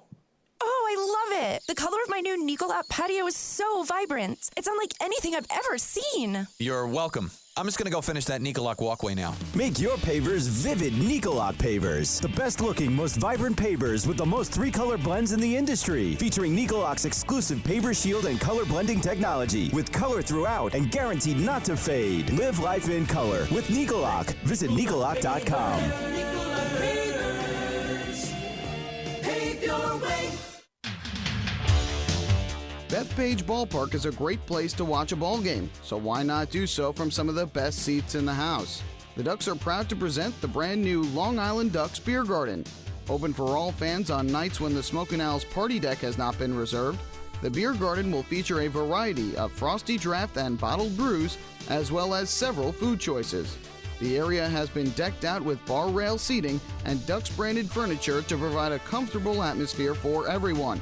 Be sure to stop by and check out the brand new Long Island Ducks Beer Garden on your next visit to the ballpark.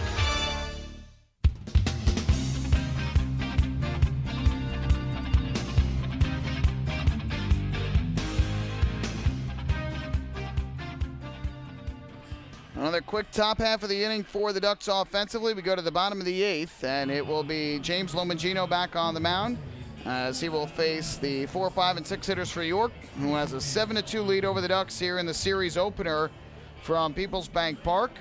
A night in which the Ducks had a 2-1 lead going into the bottom of the 6th inning. A 2-out, 2-strike homer tied it, and then a 5-run 7th gave the Revs the 7-2 advantage.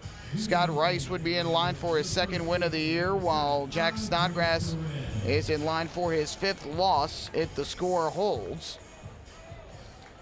So James Lomagino, who got the final out of the 7th inning, is still in, striking out Joel Guzman, and he'll face Andres Perez, Michael Burgess, and Brian Pounds.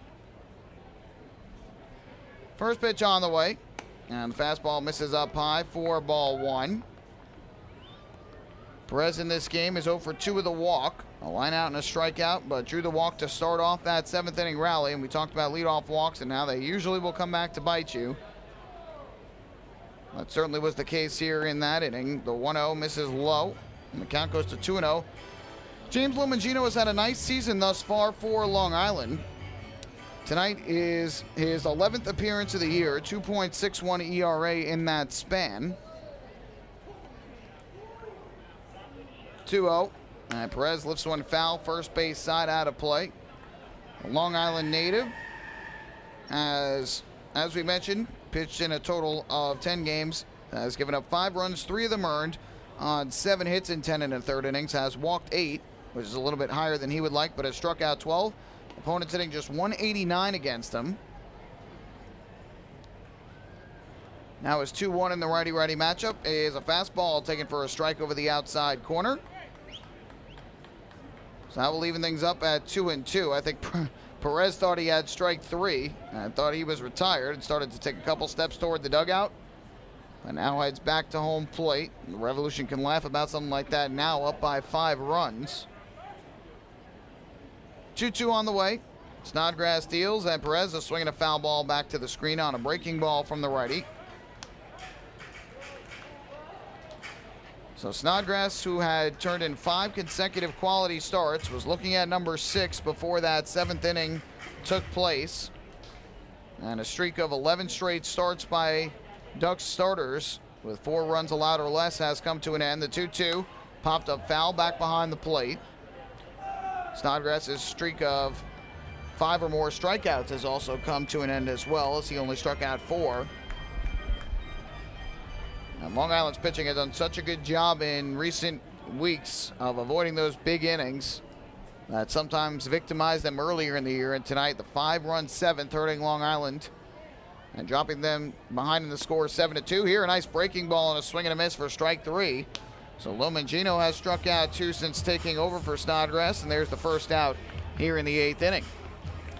Well, Ducks fans, do you want frequent updates on team transactions, scores, store specials, or the status of upcoming games? Well, then you should be following the Ducks on Twitter at twitter.com/LIDucks. With Twitter, the faithful flock will be able to follow the Ducks and find out more information regarding nightly promotions, player signings, league activities, and so much more.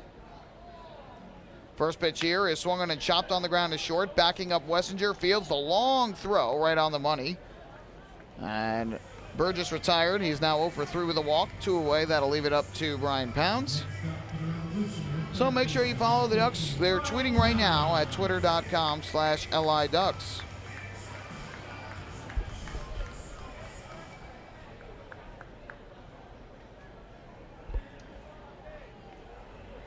So with 2 away, up to the plate steps Brian Pounds from the right side. 1 for 3 with a run scored tonight. First pitch here is taken low for ball 1. Hit a line drive base hit his last time up an inning ago. That nearly took the head off of Jack Snodgrass. Had to duck his head out of the way quickly as it zipped right by and went into center field. Fortunately for the Ducks, it missed him. That could have been not good at all. The 1-0 was fouled back behind the plate. The count 1-1. Some might consider it a saving grace. Others might consider it a missed opportunity. Right now in the top of the 9th inning in New Britain, Patriots are 2 outs away from being shut out by the Bees. They trail 7-0 and have managed just 4 hits tonight. 1-1. Breaking ball is taken for a called strike by Pounds. He thought it was a little high, as did the Revolution dugout. The count goes to 1-2. Cole Johnson, who was the starter tonight for New Britain, 6 shutout innings. Anthony Marzi has thrown 2 1/3 scoreless innings of relief since. So if that score and this score holds up, Ducks would still remain within a game of first place. Needs with an MCU personal loan. Whether it's the cost of moving, a family vacation, or even home repairs, an MCU personal loan is a simple solution. To learn more about how an MCU personal loan can work for you, visit nymcu.org today. MCU, celebrating 100 years of service.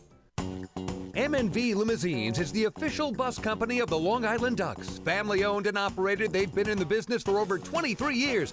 M&V Limousines offers coach buses with Wi-Fi and restrooms, party buses, exotic limousines, and so much more. Whether you're looking for transportation for weddings, proms, corporate outings, or long-distance trips, they've got the right vehicle for you. Visit their showroom in Comac or check them out online at mvlimo.com. M&V Limousines, the official bus company of the Long Island Ducks.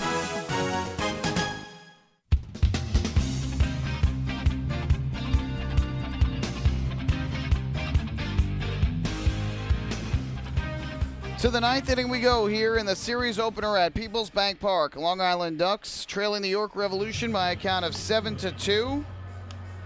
Tough start for Jack Snodgrass, who actually had a very good start over the first 6 innings, albeit giving up 2 home runs, but allowing 5 runs in the 7th. Revolution have scored 7 unanswered runs tonight, and they have the 7-2 advantage. Ricardo Gomez, the former Long Island Duck, has taken over on the mound in relief of Luis Perdomo, who threw, I believe, 6 pitches in that 8th inning, retiring the side in order. And again, the Ducks do not have a hit since the 3rd inning of this game.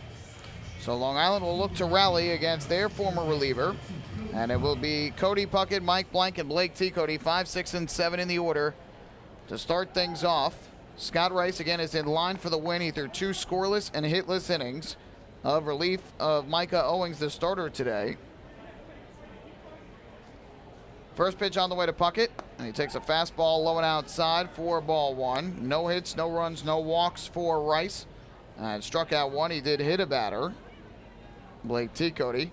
Perdomo with a scoreless inning of relief, zeros across. Gomez is 1-0. Puckett takes the fastball this time on the outside corner for a strike. And that will even the count up at 1-1. The score that Lancaster is looking at, or York is looking at, is what Lancaster is playing in. Bottom of the 6th right now in Bridgeport. The Barnstormers and the Bluefish are tied up at 1 apiece. Swing and a miss here by Puckett on a fastball down low. It's 1-2. Unfortunately for the Revolution, the Skeeters have jumped out to a 3-0 lead in the 4th inning against Southern Maryland. Still not a final yet in New Britain. Patriots now have the bases loaded with 1 out in the 9th. Here comes a 1-2. Gomez kicks and fires, and Puckett will swing and lift this one down the right field line, heading into the corner. This will go foul. Puckett 1 for 3 tonight for Long Island with a double to left that led off the 2nd inning. And the 2nd and the 3rd were some missed opportunities for Long Island. The 2nd, they had a leadoff double. Actually, really the first 3 innings. They got runs in 2 of them, but only 1 run and missed chances at bigger innings.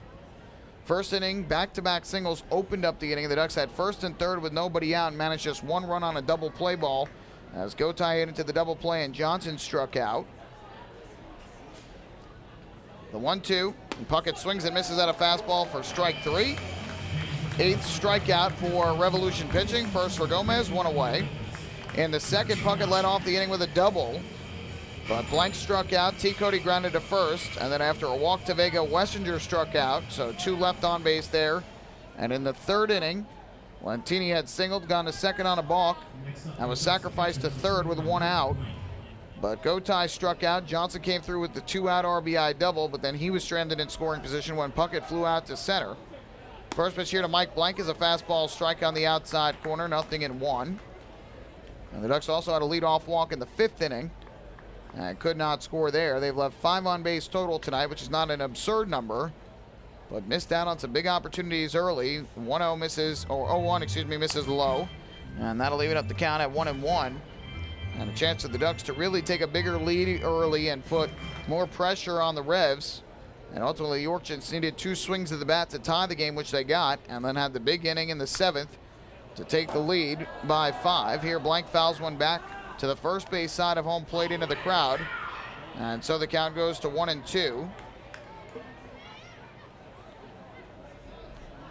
Gomez on the year for the Revolution has pitched in 20 games, no record, a 0.93 ERA. He has been superb. And now his 1-2 to Blank, swung on and ripped back up the middle into center field, a base hit. Good swing by Mike Blank as he timed the fastball of Gomez well. So there's the 6th hit of the ball game for Long Island, and the Ducks have a 1-out base runner in the top of the 9th inning. That'll bring Blake Teacody up to the plate.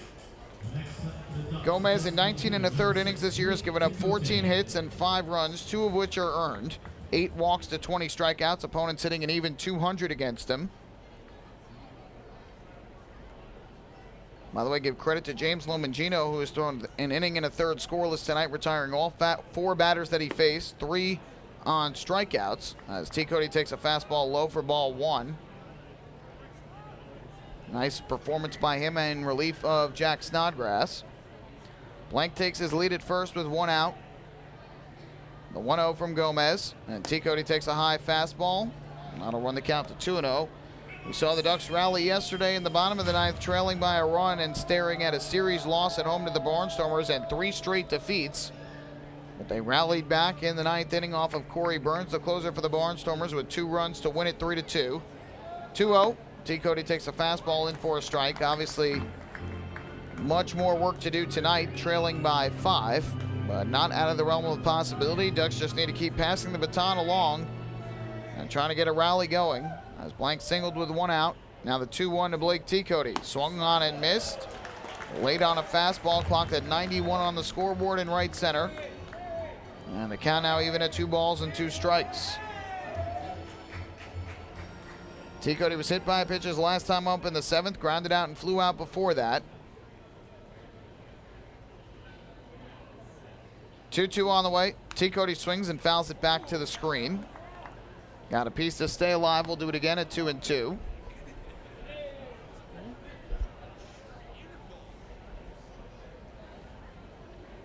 Anthony Vega will be next for Long Island, barring a double play.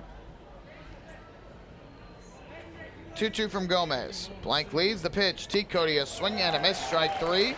Change up from the right-hander, and T. Cody was out in front expecting fastball. Second strikeout for Gomez. And the Ducks down to their final out here on this Monday night. By the way, this is just the second Monday game of the year for Long Island. It's been pretty much every week they've had Monday off. The first one was all the way back on April 25th when they won 5-2 in New Britain. But I've had every Monday off since until tonight.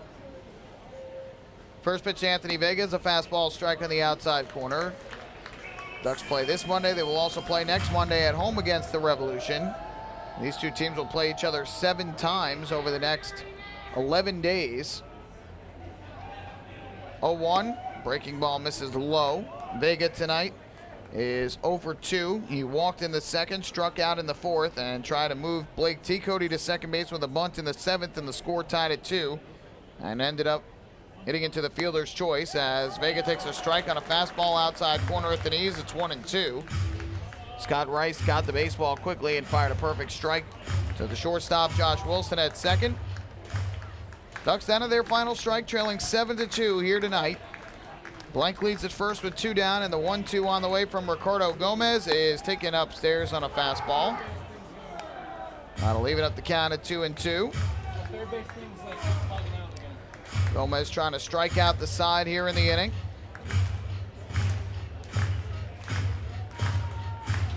Some fans here at Peoples Bank Park with the 2-strike claps. And the 2-2 runner goes from first, and Vega swings and misses for strike 3. This ball game is over, and the Revolution win it tonight, 7-2 over the Ducks.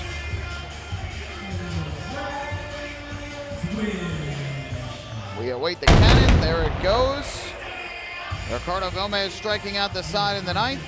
And the York Revolution have won their 3rd of 4 meetings against Long Island this year with a 7-2 victory over the Ducks here in the series opener. So that'll do it for tonight's game. Don't go anywhere, though. The post-game show is coming up next. We'll recap this one and hand out the Player of the Game award. York takes the series opener 7-2.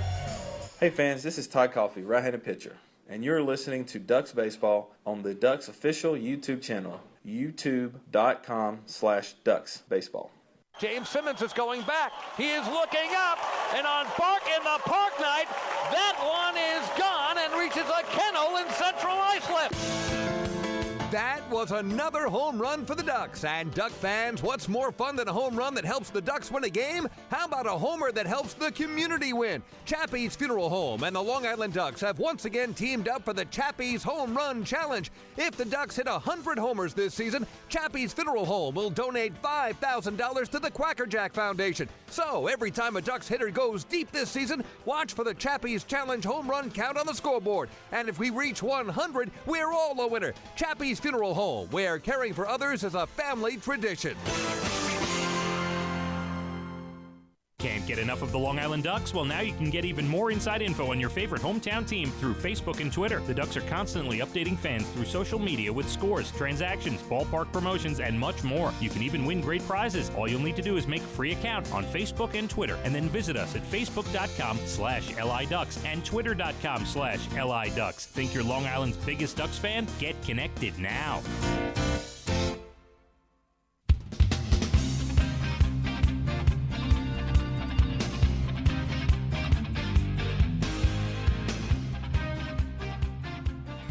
Final score here at Peoples Bank Park tonight. It was the York Revolution 7, the Long Island Ducks 2, a game in which the Ducks had a 2-1 lead going into the bottom of the 6th inning. A 2-strike, 2-out homer tied it, and then a 5-run 7th inning against Duck starter Jock Snodgrass gave the Revolution the lead for good. York takes the series opener and improves to 32-25 on the season. The Ducks with a loss fall to 32-25. The good news for Long Island is they remain within a game of first place. Somerset has been shut out tonight in New Britain by the Bees 7-0. So New Britain picks up a game on both Long Island and Somerset. They've close to within 5.5 games of first place. But again, the Ducks still remain in first place in the division. So York comes away with the victory. We recap this game. Ducks took the early lead, but could have had a much bigger lead if not for some missed opportunity. Balon Lentini singled to right to open the inning and ended up stealing second immediately with Delta Cleary Jr. at the plate. Cleary Jr. then laid down a bunt and was able to beat it out for a single. And Long Island was looking at first and third with nobody out in the opening inning against Revolution starter Micah Owings. However, Ruben Gotay came to the plate. A tough night for him as he grounded into a double play. It did score a run and give the Ducks a 1-0 lead, but essentially wiped away the rally as the Ducks had the 1-0 advantage on the double play ball. Johnson then struck out, and that ended the inning. The Ducks were up 1-0. In the second inning, Long Island had an opportunity to extend the lead when Cody Puckett doubled to lead off the inning, but Mike Blank struck out. Blake T. Cody grounded to first to move Puckett to third. And after a 2-out walk to Anthony Vega, Matt Wessinger struck out swinging, so 2 left on as the Ducks missed out there. However, Jack Snodgrass had retired the first 6 in order, and then in the top of the third, the Ducks extended the lead to 2-0, but again, it could have been more. Lentini singled to open the inning, moved to second on a balk. Delta Cleary Jr. then sacrificed him over to third base to put him at third with 1 out. Ruben Gotay, though, would strike out swinging for the second out of the inning. Dan Johnson came through with 2 down with an RBI double down the right field line to score Lentini. Johnson's 32nd run batted into the year, Lentini's second run of the day, and league-leading 45th of the year. So the Ducks had a 2-0 lead, but with Johnson at second and 2 out, Cody Puckett flew out to center field. So the Ducks left 1 on in scoring position there, and they had a 2-0 lead after 2.5. Leading off the bottom of the third inning was Jason Repko, and he would hit a solo home run just over the wall in left center field, his 4th home run of the season. That made it a 2-1 game, but Snodgrass would settle back in after that and would retire 9 of the next 10 hitters, allowing just a walk in the 5th inning, leading off to Michael Burgess. And so that was a good performance by Snodgrass through the first 5 innings. Meanwhile, the Ducks offense, though, was hitless after the 3rd inning until the 9th inning, as they went in order in the 4th, got a leadoff walk in the 5th, but could not take advantage, stranding Lentini at second base on a strikeout of Cleary Jr. and a pop out of Ruben Gotay. They went in order in the 6th inning against Scott Rice, the former Duck who came out of the bullpen. And in the bottom of the 6th inning with 2 outs and a 3-2 count, Snodgrass allowed a home run to left center by Isaiah Tejeda, his 6th of the year, a crushing home run, with Snodgrass just 1 strike away from getting out of the inning and keeping the Ducks in front. Instead, we were tied at 2 after 6 innings. In the 7th, the leadoff man reached again for Long Island when Blake T. Cody was hit by a pitch. But Anthony Vega tried to bunt him to second and was retired on a fielder's choice 1-6. Check that, it was T. Cody retired as the bunt was hit too hard back to the mound, and they got the out at second. Matt Wessinger then grounded into a 4-6 fielder's choice on a great play by Michael Rocket. And Lentini grounded to second to end the inning. And that set the stage for the bottom of the 7th. Jack Snodgrass, who had not gone more than 6 innings this year, had his pitch count in the low 80s, so Kevin Myers sent him back out there, no surprise. But the 7th inning did not go well at all as the Revolution would have played 5 runs against Snodgrass to take the lead at 7-2. In the inning, a leadoff walk to Andres Perez. Michael Burgess then popped out foul to the catcher for the first out. But a single by Brian Pounds up the middle put runners at first and second with 1 out. Jason Repko then first pitch swinging, doubled down the left field line to bring in the go-ahead run.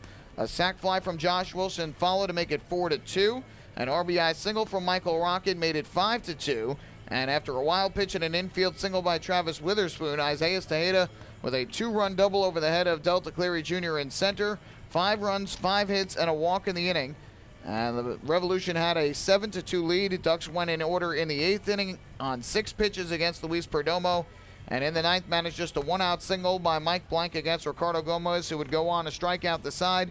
And the Ducks fall in the series opener 7-2. The final totals from tonight's game: for the Revolution, 7 runs, 7 hits, no errors. They left just 2 men on base. For the Ducks, 2 runs on 6 hits and no errors. They left 6. Scott Rice with 2 scoreless innings of relief of Micah Owings gets the win. He improves to 2-0 on the year.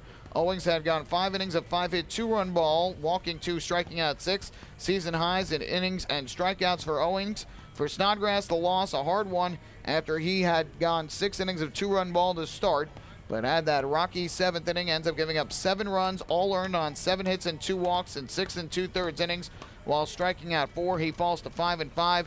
No save in the game, which took 2 hours and 34 minutes in front of 2,449 here at Peoples Bank Park. Time to hand out tonight's Player of the Game award. It's going to be co-players of the game. Isaiah Tejeda and Jason Repko each had 2 hits. Tejeda, 3 RBIs and a run scored. Repko, 2 RBIs and 2 runs scored. Both of them homered. And tonight, Tejeda and Repko are our players of the game. Take another break. When we come back, we'll have the out-of-town scoreboard, and then we'll wrap things up from Peoples Bank Park. Hey fans, this is infielder Matt Wessinger, and you're listening to Ducks Baseball on the Ducks official YouTube channel, youtube.com/DucksBaseball.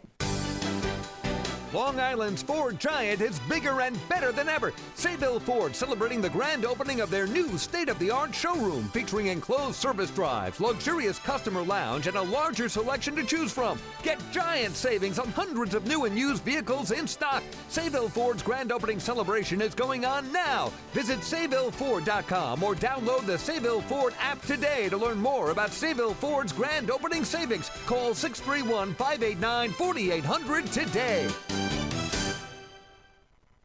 Family fun every time. Beautiful evening for baseball. Big action every time. He reaches up. It's gone! Great value every time. And the Ducks have won it 7-1. The Ducks schedule is loaded with new promotions this season. And with an average ticket price of just $10 and free parking, there is no better value on Long Island. For game times and tickets, visit liducks.com. Long Island Ducks Baseball. Good times every time.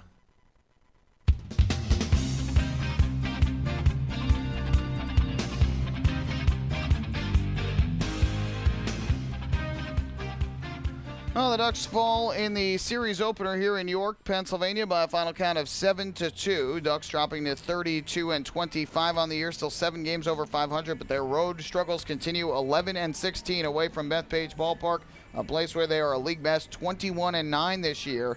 And now just 13 games remaining for the Ducks in this first half. And still, though, within striking distance, they remain 1 game in back of the Somerset Patriots in the Liberty Division standings. Thanks to the New Britain Bees' 7-0 shutout victory tonight, Cole Johnson gets the win for New Britain with 6 shutout innings, allowing just 2 hits and striking out 4. He improves to 5-5. Candelario, who made his debut for Somerset tonight, gets the loss, and he falls to 0-1, allowing 6 runs in 4 2/3 innings. The save went to Anthony Marzi in a 7-0 game. He threw 3 shutout innings in relief, allowing 3 hits and 2 walks while striking out 3. It's his first of the year. James Skelton hit his 3rd home run of the season for New Britain, and he finished with 3 runs scored and a run batted in. 2 RBIs for Greg Golson, 3 hits for John Jones and Steve Carrillo. Meanwhile, the Patriots led with 2 hits from Brian LaHare. That was it. So again, the Ducks are still within 1 game of first place, but really 2 games when you think about it because of the tiebreaker which Somerset has. Ducks need to finish 1 game ahead of Somerset in the division standings. Meanwhile, New Britain with the win has close to within 5.5 games of Somerset and 4.5 games of Long Island. Other games going on right now, they are still playing in Bridgeport.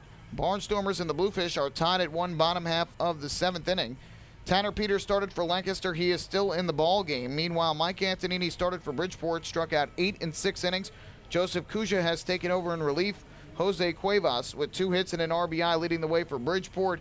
2 hits for Caleb Gindel, while Mike McDade has driven in the only run for Lancaster. So that game tied up at 1, and York hoping that Bridgeport comes away with the win so they can take a 3.5 game lead over the Barnstormers in the division. Right now that lead is at 3. However, the Skeeters, who are just 2 games behind York coming into today's action, have a 3-0 lead at home against the Southern Maryland Blue Crabs top half of the 5th inning.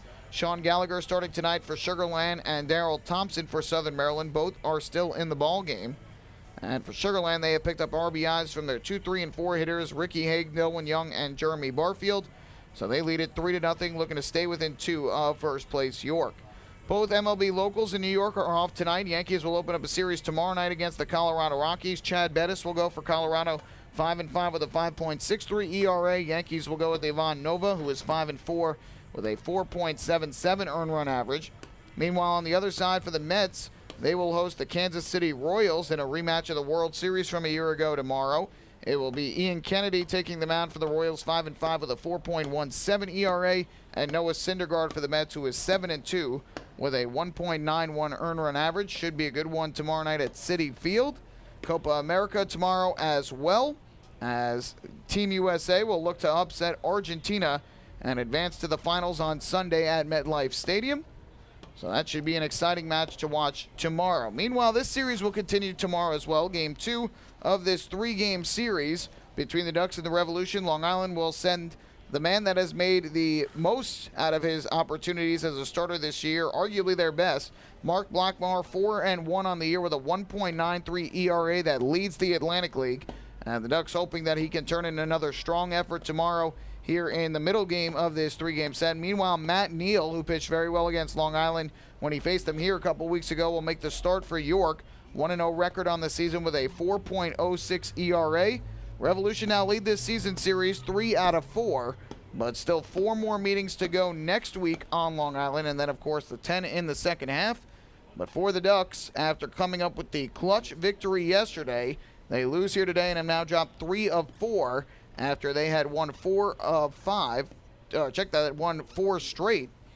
5 in a row, excuse me. Before that point, have now dropped 3 of 4. And so Long Island will look to get back on the winning track tomorrow in the middle game of this 3-game set. That'll do it for us tonight here at Peoples Bank Park. Once again, the final score was the Long Island Ducks falling to the York Revolution by a final count of 7-2. We invite you to join us for our next Ducks broadcast, which will be tomorrow evening when these two teams do it again at 6:30 p.m. Our pregame show will begin at 6:15. You can follow all the action right here on the Ducks official YouTube channel, youtube.com/DucksBaseball, and online as well at liducks.com. My name is Michael Pollock.